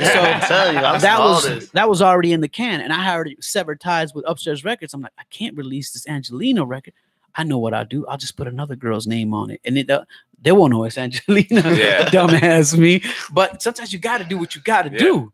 I was desperate, By this time, I had to go back to the swap meet because that's how low money got. You know what I'm saying? I was a star on tour, then came back, got to go to swap meet. So it was tough. It was tough. So I I went ahead and released a song with Angelina on it, and I just put Veronica Garcia on vocals, and they was like, "Man, that sure sounds like Angie," because it became a hit. By this time, I already had relationship with with radio stations, and I would give it to them, and they're like, "Oh, is this the new Nastyboy Klick?" I know we had to change the name from NBK to NB Ridaz. You see what I'm saying? And so it was still NB Nastyboy Records, but it was Ridaz now. Yeah. You know, and that was a doper name anyway. I think it was. I think it was. And so we changed the name, and so this NB Ridaz started blowing up now. And John, who let us go from the contract, he called me back. He's like, "Yo, Magic. First of all, that girl sounds like Angelina, whoever it is. I don't know if it is or not." He says, "But regardless, I need you guys back on the label." Hey, and now you dictate the terms. I'm like, yeah. Now he had given us 40 grand for the first out for this. It was called the second coming of NB Ridaz of Nastyboy Klick, and I'm like, John, we can't do this record unless you give me 100 racks. You know, I'm thinking big. I thought that was big numbers. He goes, okay. Can I make it in 3 payments? So he did that to play with my mind. I'm like, oh, he don't got the money. He's gonna stretch it out in 3 payments. He had the money, yeah. But you see, they tell you what they want you to believe, just like the news. And so I'm like, oh, 3 payments. Man, I guess I'll work with you. So he softened me up that way as well. The mind is the tongue is powerful. You feel me? Yeah. And so we signed for 100 grand, and we came back. But in the part of the contract is I told John, I go, if we ever fall out as again on this time, you don't own my name. NB Ridaz is gonna be my name. Yeah. And he's like, okay, I can agree to that. I can agree to that. And we never even signed a contract. It was just like a handshake, in an old deal memo that we did when we did Lost in Love. Came right back around. And we came back and we did 2 more albums as NB Ridaz. And you know, finally I was just having problems with the boys again. And I said, you know, I'm just gonna go back to being solo. It was one night we were in Houston, Texas, and the label kept telling my boys, Dawson Zig, because by this time, that one of the terms was if we come back as NB Ridaz, Sly can't be part of the group. Yeah. And so that, you know, had to dictate that. Yeah. And so by this time, we're in Houston, Texas, and the label's trying to get me to X, Y, Z and do that. And they were just trying to control everything. At one point, the label was so shady. You know how if you fly with Southwest Airlines, you could sign up for a rapid rewards program. And the more flights you get, you can get free flights. You build up points. So they, without us even knowing that it existed, they created accounts for all of us so that they can get all our points every time. And I'm like, man, that was shady. Super shady. You know, it was shady. They was just doing things like that. And then my manager was also my front of house tech. Cheney was like, he was the glue that held us together. He knew how Dawson Mike had to be. You know, he could ride the fader when we were on stage. Because when you be on stage, if you just trust any engineer, you can sound like whatever. Yeah. You know, you can sound like whatever. But I had my own tech, and that made our show a little bit nicer. Gotcha. Cheney was so nice behind the boards. He was my manager, but he was also my sound tech. Yeah. Frankie J had heard him work and asked Frankie him. J. Yeah. And so Frankie was going on a 6-month tour. Frankie was with a huge label, it was Sony Records. And he reached out to Cheney. He's like, Cheney, I like the way you work, man. You think you can come work for me? And so Cheney broke the news to me. He's like, Magic, I'm gonna go work for Frankie J. It's just gonna be a 6-month run. I'll still handle all the NB Ridaz stuff. And I'm like, Cheney, I'm gonna tell you something, brother. I said, if I can't have you 100, you know, I don't want it. Yeah. Go take your opportunity, because that's a good opportunity for you. I says, you're so good at what you do that I'll never have you back again. And he's like, yeah, you just give me a compliment because you want to take away the money that I got. It's not that, Cheney. And I was right. You know, he went from Frankie J to Rihanna to Neo to Justin Bieber, Austin Mahoney. And he's never in Phoenix anymore because he stays working. That's how good he is, you know, in 2019. So Cheney, you know, he apologized to me he's like, I apologize. You were right. Yeah. Nah. Of course I was right. Visionary. Nothing wrong with and so I tell you the story about Cheney because I had to hire a new manager, someone to take care of us. And I had met this guy named Daryl Asbury. he had his own. He would book artists and be the middleman. You know, take 10%, get you with the club or wherever. And he booked us for a 3-show run in the Los Angeles area as NB Ridaz. And I liked the way the cat worked. And so I called him back, and I'm like, "Yo, man, I lost Cheney. Wondering if you're interested in being our manager." And he's like, "Yo, I'd love that." And that's still my manager to this day, Big D. And so the label was telling Dos and Zig, "See how Magic doesn't ask you guys if you want a new manager. We can manage everything, and we're not going to charge you the 10% that he's given to Big D." And la la la la la. So it was just so many headaches. And I'm like, guys, be a fucking label. Quit trying to be in my business. Yeah. You know what I'm saying? That's true. Let me book my shows. It was just booking shows, you know? And so that's what happened with that. You know, it fell all apart. And one night in Houston at IHOP, you know, I had to sit at a different table. That's how bad the animosity was. Wow. Me and Big D sat at a different table while the whole label, you know, the promoters, the owners, Dawes and Zig, Angelina. It was just like a big table, like 10 people. We were all here at, you know, and they were scuffing and laughing over at the other table. I'm like, they talking shit about me or something. Yeah. I can't take this. So I got up and I said, check this out, guys. I'm done with you. I'm done with all you. Yeah. And you know, I think it was either Joe or John, one of the owners of the label, said, you know, what's wrong, Magic? I don't understand why you're so upset. I'm like, I'm done with all this bullshit. I said, I did it by myself before, and I can fucking do it by myself again. Yeah, exactly. And that's when I walked from the whole situation with those guys. Magic movie gonna be fire, man. Yeah. Oh man. Yeah. And so, you know, I just did that. And then we had a couple more shows coming up, and so I had to go do the shows, you know, as NB Ridaz. And the guys by this time, Zig had his own clique, Dos had his own clique. Like, we wouldn't even hang out. It was just come to the show, do your, and you know, get you your pay. Like folks wouldn't even look me in the eye when I was paying them for the night. Wow. And I was like, this is so garbage. Yeah. So I sent the email to Dos on a Sunday night after we got home from Bakersfield. That was the last show we did as NB Ridaz. And I said, you know, I'm sorry that things happen like this, but I'm gonna have to dismiss you from my group. Yeah. So NB Ridaz was just gonna be me and Zigzag, and Zigzag had already even signed a document saying that he was gonna ride with me, this and that and the other. But when he heard that I got rid of Dos, or Dos called him and said, "Yo, man, Magic's trying to fuck the whole thing up. Tell him that you won't stay with him if he gets rid of me." So they ganged up on me and said, and then I said, "I'll make it work. Just sign my fucking document that, you know, that." And so they wouldn't. Dos said, "I ain't signing shit."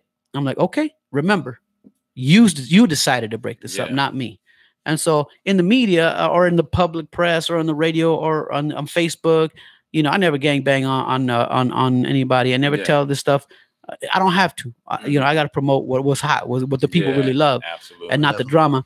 And so I was serious that I wasn't going back to it. Yeah. It wasn't until 2018 that I did 2 NB Ridaz reunion shows. Wow, man. Yeah. And you honestly alleviated a lot of questions I was about to ask. Yeah, I went to Tucson to see that. So time moment. Yeah. How long was that, like, when you guys stopped? It was 2005 when we broke up, and it was 2018 when we did the first reunion ever. Did it feel like 2005 was the high? Oh, my bad. No, you could, did it feel like was it weird, or was it like back to the maturing and just? It wasn't weird, because even though we couldn't work as a group, I still had love for those guys on a personal level. Okay. Like Dos, I'm the best man for his wedding. Nice. I baptized his son that passed away. Oh wow. So I'm not only his compadre. You know, we're also, you know, like family. Yeah. But I couldn't work with him on a musical level no more. It was just tough. Yeah, it was just tough. You know, it's like working with family. And so 2005 though, that's when I feel like that's when the height, like, at least not yours, but NB Ridaz specifically. Yeah. Because I remember, like I said, I remember the run of like Pretty Girl and So Fly with that. So you just left that all on the table. Yeah, I had to. I had to go get my next one ready. Yeah. And for my next one, I went to the radio station, talked to Joy Boy. He was the music director at Power 92. And I said, "Joy Boy, I got this record." And I played it for him. He goes, "Quiero que sepas que todos los días." And he's like, "Yo, this is the new." He's like, "This is the new NB Ridaz." I'm like, "Ain't no more NB Ridaz, Joey. It's MC Magic." And he's like, "Yo, but people don't know that. You got, you know." I'm like, it is what it is. Yeah. He goes, let me take a few listens to it, Magic. Let me take a few listens to it. Remember, there's no internet. There's no internet. So if he don't play it, nobody knows about it. Right. And so So he called me. He's like, Magic, I listened to the record a few times. I feel like there's too much Spanish in it. It's like hip hop is not really that Spanish right now. You know, this is 2006. Right. That song's still big. We broke up in 05, and then in 06, I dropped the single to Sexy Lady with the pretty brown eyes. And so Joey Boy wouldn't play it. And I got a call or something happened, or either I called. But Mikey Fuentes was at the competition. It was called Latino Vibe now. He was at Latino Vibe, and he's like, Magic, we're starting this little radio station. He says, we're in a ghetto ass thing, but if you come out here, we're going to interview you, perform some of your songs on the air, blah, blah, blah, blah, blah. So I went to Latino Vibe with Mikey, and we was on all morning. Playing songs, and I performed Sexy Lady, and then he played it. He's like, man, this is a motherfucking hit. He was loving it. And Joy Boy was listening. Joy Boy was listening from Power, and it was a blessing that he was listening, because even though he told me it had too much Spanish in it, after he heard it from the other side while he's in the car and we're on the air with Mikey Fuentes, he's like, this really is fire. Yeah. He got a new perspective fire on it. And after I left the radio station with Mikey, he called me. He goes, Magic, I listened to your record a couple more times. I think we're gonna go with it. Yeah. And so and he was the music director, the gatekeeper to Bruce St. James, which was the program director. And once Bruce became a fan of MC Magic, it was all done, man. It was just MC Magic radio for like 3 or 4 years in Phoenix, Arizona. What was that like, working radio, man? No. It was MC Magic music playing on the radio. I didn't have a show? I did. Now, this is 2006, 7, 8, 9, 10. Gotcha. I didn't work at radio until like 2017. Oh, okay. Damn. See, I thought that was maybe 2016. Yeah. So that was recent, though. Yeah. So Mikey Fuentes, again, the guy who played Sexy Lady at first. Yeah. He called me. He's like, Magic, remember when you were in Boise and you went on the air with D. Garcia, how you guys had that good chemistry? Like, yeah. He's like, you think you want to do that here at this radio station? I'm like, well, this is my hometown. I'll give it a shot. Let's go. And so I had my radio run, and I just got tired of radio. It just wasn't for me. It just takes so much energy out of you. Yeah, and I need my energy for the MC Magic stuff, you know? Nice. It's dope experience that you got to do it at least. All right. And so then you go solo, you do Magic City 2, $1 Million Mexican. Yes. That's dope. You know what I'm saying? So what was that like, those last 3 albums? Magic City had a lot of buzz on it. Matter of fact, there's the Billboard charts have a separate chart for independent records, stuff that's not on Universal and all that. And by this time, I'm just releasing stuff on Nastyboy Records. Yeah, I didn't want to get a deal no more. Yeah, that was just too much headache. So the day that Magic City came out, it was #1 on the Heat Seekers chart. Basically, it was a #1 independent album in America. So we went #1 with it, Nice. Shine moment. Yes, amen. Hey, what was the money like for that, man? It was good. Matter of fact, one of my independent. One of my distributors still owes me over $100,000 for that record. Yeah, hell, we need to pay up. We looking for that. We looking for all of that. All right. So we could pretty much almost start wrapping up, but what about any different? Well, you kind of talked about some low points. Any other things you want to add as far as like low points in music and fame in the industry, anything like that? When I'm on stage, I tell my fans, I want to thank you guys because you've been down for me from MBK to NB Ridaz to Magic City. And that's why it says Magic City on this talk box. Hey, it's because that's when I went back to being a solo artist, and it was kind of a rebirth for me.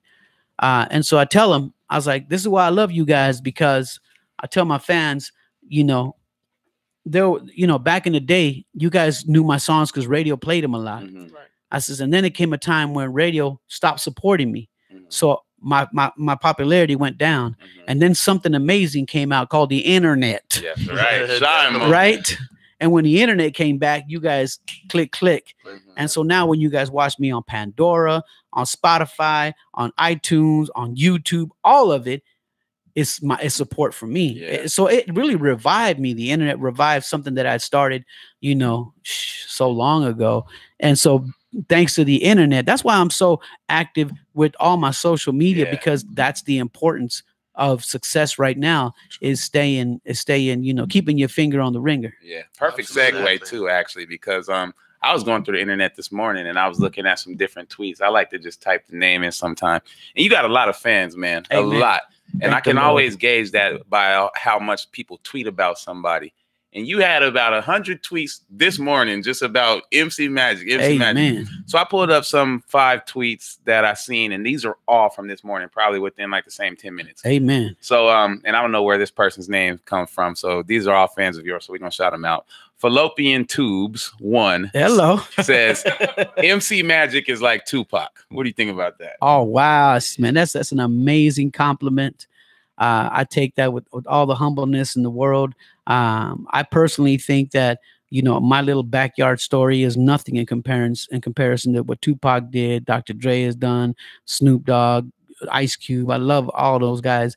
My comparison is minor compared to them, but because I'm a certain sector or a niche, you know what I'm saying? I'm like Latino, raza, lowrider, cholita, sometimes cholito. Because I'm a niche, it's not general market. So, you know, I'm almost, you know, 100% sure Charlamagne the God don't know who I am, and that's okay. I doubt that, and that's okay. And so I take that with a lot of love. You know what I'm saying? It's MC Magic. Yeah, well, I'm 100%. All right, so Petty Pats says. Okay, some of you didn't grow up listening to MC Magic, NB Ridaz, and it shows. What do you think about that? I think the times do change, and you have to learn to adapt to the times. And girls have changed with the times as well. I heard somebody say one time that you know, people say the internet is ruining people and ruining America and ruining social life and making girls hoes and all that, but what I think is more accurate is somebody said what the internet does is make you a bigger version of who you are. Like if you're an asshole, you're going to be an asshole online. Yeah. If you were a little bit of a hoe, you're a bigger hoe online. You know, a little bit of a hoe. And so like it. I think it's important to just be real when you're online. And there is a such thing as being influenced, you know, being influenced by this character, that character, this social star, whatever they are, a YouTuber, radio host, whatever. But it's more important to find who you are. Yeah. And amplifying that. Yeah. But it's dope. I think that 2019 people are tweeting about you that much. Like it's crazy. These are all from this morning. They didn't tweet this yesterday. They didn't tweet this 2 days ago. All from this morning. Well, do me a favor. If you're on the internet, check mcmagicconcerts.com. Oh, I went on it earlier. Okay. Yep. So we just announced all our concerts for the year. Now that doesn't mean that's all our concerts for the year. We're still working on more. I own mcmagicconcerts.com. Shine moment. We put on our own concerts as well. Okay. Half of those shows are halfway sold out. Some of those are until September. Moment, man. So we're going to be here for 2019. You feel me? Yeah, let me know where y'all shoot. I'll be anywhere. My next one is San Diego. I'd like to invite you, but there ain't one seat left. Nah, I'll shoot. Oh, you sold it out. Shine moment. Hey, let's go, Magic. You feel me? I'll party from outside the club. All right. No, you guys are welcome. I'll get you. I know some people get you backstage. Yeah, all right. We're on the way. EXO, we could go together. EXO Anna Hit says, if my next boo don't dedicate me songs by NB Ridaz and MC Magic, then I don't want it. That's amazing. The standards for that's amazing. That reminds me of a way that I have a sentiment. Like let's go back to when I was in high school. I was at a school dance, hadn't landed the gig of being able to be a DJ. So I was just that kid that wanted to get with Katrina. And I said to myself, okay, the next slow song comes on. I'm going to walk across this floor and I'm going to ask her to dance with me. Right. Exactly. I said, I'm going to ask Katrina to dance with me. And, you know, my heart is thumping. And so this song came on. It was a George Michael song. It's called Careless Whispers, right? So I'm all in my feelings. I'm walking over to Katrina now. My palms are sweaty, right? I'm like, I got to get with her. And then somebody else just scooped her up and took her to the floor. And I'm like, damn, it didn't happen. It didn't happen. That song is still special to me this day because that was God looking out for you. So what that girl said, what that fan said, if you don't dedicate these songs to me, that means that my music has become to others what Careless Whispers was to me. And to me, that's big shine. So let's get her ad name again. At EXO Anna Hit. All right, and then Dio Selly _M is a little bad language, but it says MC Magic will forever be a fucking mood. Yeah. Wow. I mean, all I gotta say is thank Jesus for giving me the sunshine every day so I can hustle. And that's the reason why MC Magic will forever be a mood, is because God has given me, you know, the health, the means, and America. You feel me? Yeah. And the last one, Chastity Lorraine says, MC Magic music never gets old. It always makes me want to be in love. All from today, 2019. Okay, well, let's just do this for Chastity right here. I want to treat you like a queen. I want to love you tonight. Beautiful Chastity, I love you, pretty lady for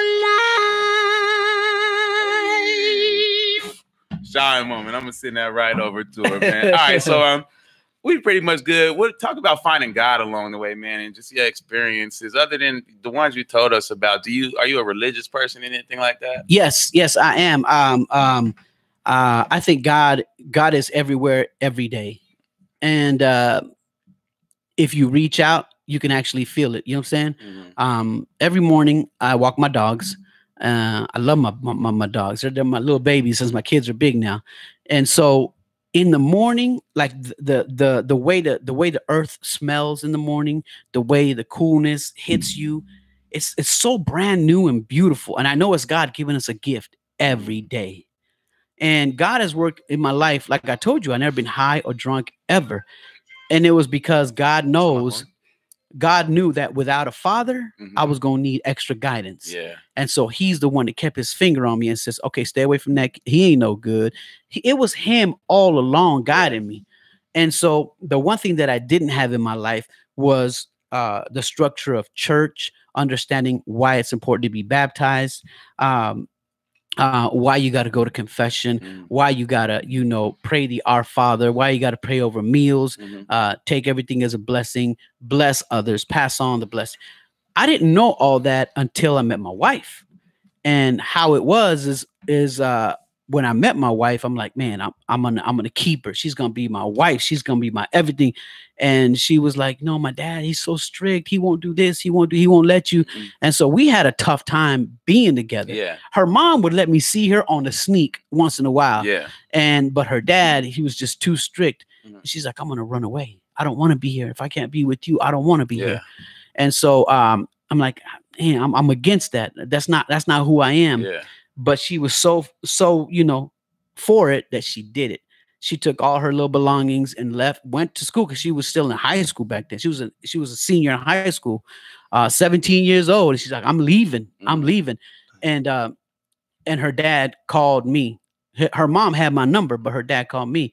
She didn't have a phone. Yeah. And her dad called me. He's like, where's my daughter? I'm like, what? She's in school right now, but I heard she's not coming back home and XYZ. I go, see, the problem is, you don't understand her. Yeah. And she told me you still put hands on her. Oh man. And so it was a moment where he's like, well, if you really want to marry my daughter, marry her the right way. And so that's how I got involved with the church.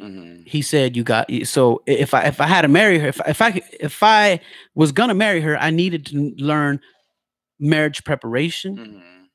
I needed to understand why and who and what forever after means, through sickness and in health. And the Catholic Church requires 1 year of marriage. It's not marriage counseling, it's marriage preparation. Gotcha.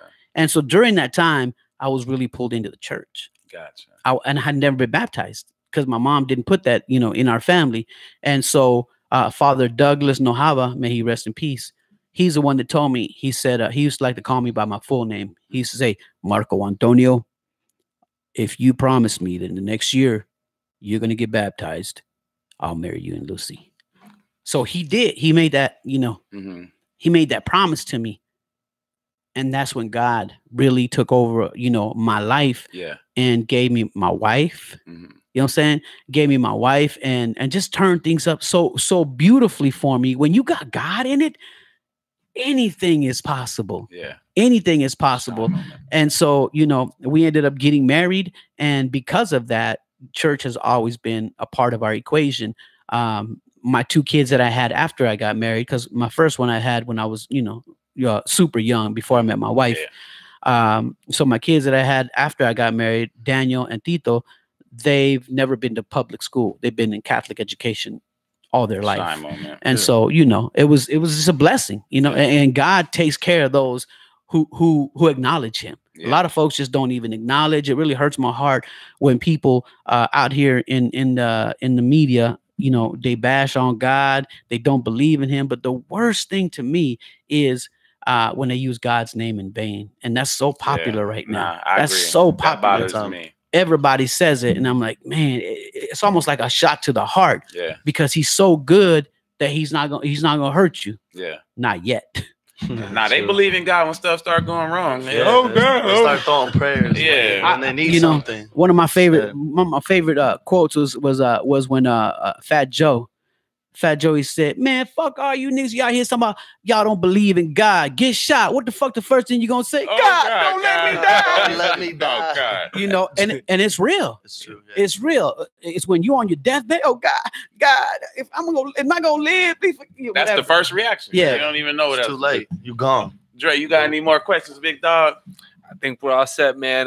You know, we're gonna have to eventually have MC Magic come through, pull up, talk some hip hop with us one day. You know, that's what's up. That's the aim right there for the future. But we appreciate you for having us on, man. You're an absolute legend, and thank you. Like he was saying, you make the Mount Rushmore for Arizona. You definitely up there with Chester and Jordan. You know, so it's a pleasure to be a part of this, man. Thank you so much. That means a lot, guys. I appreciate that, man. And God be with you. God be with you at all times.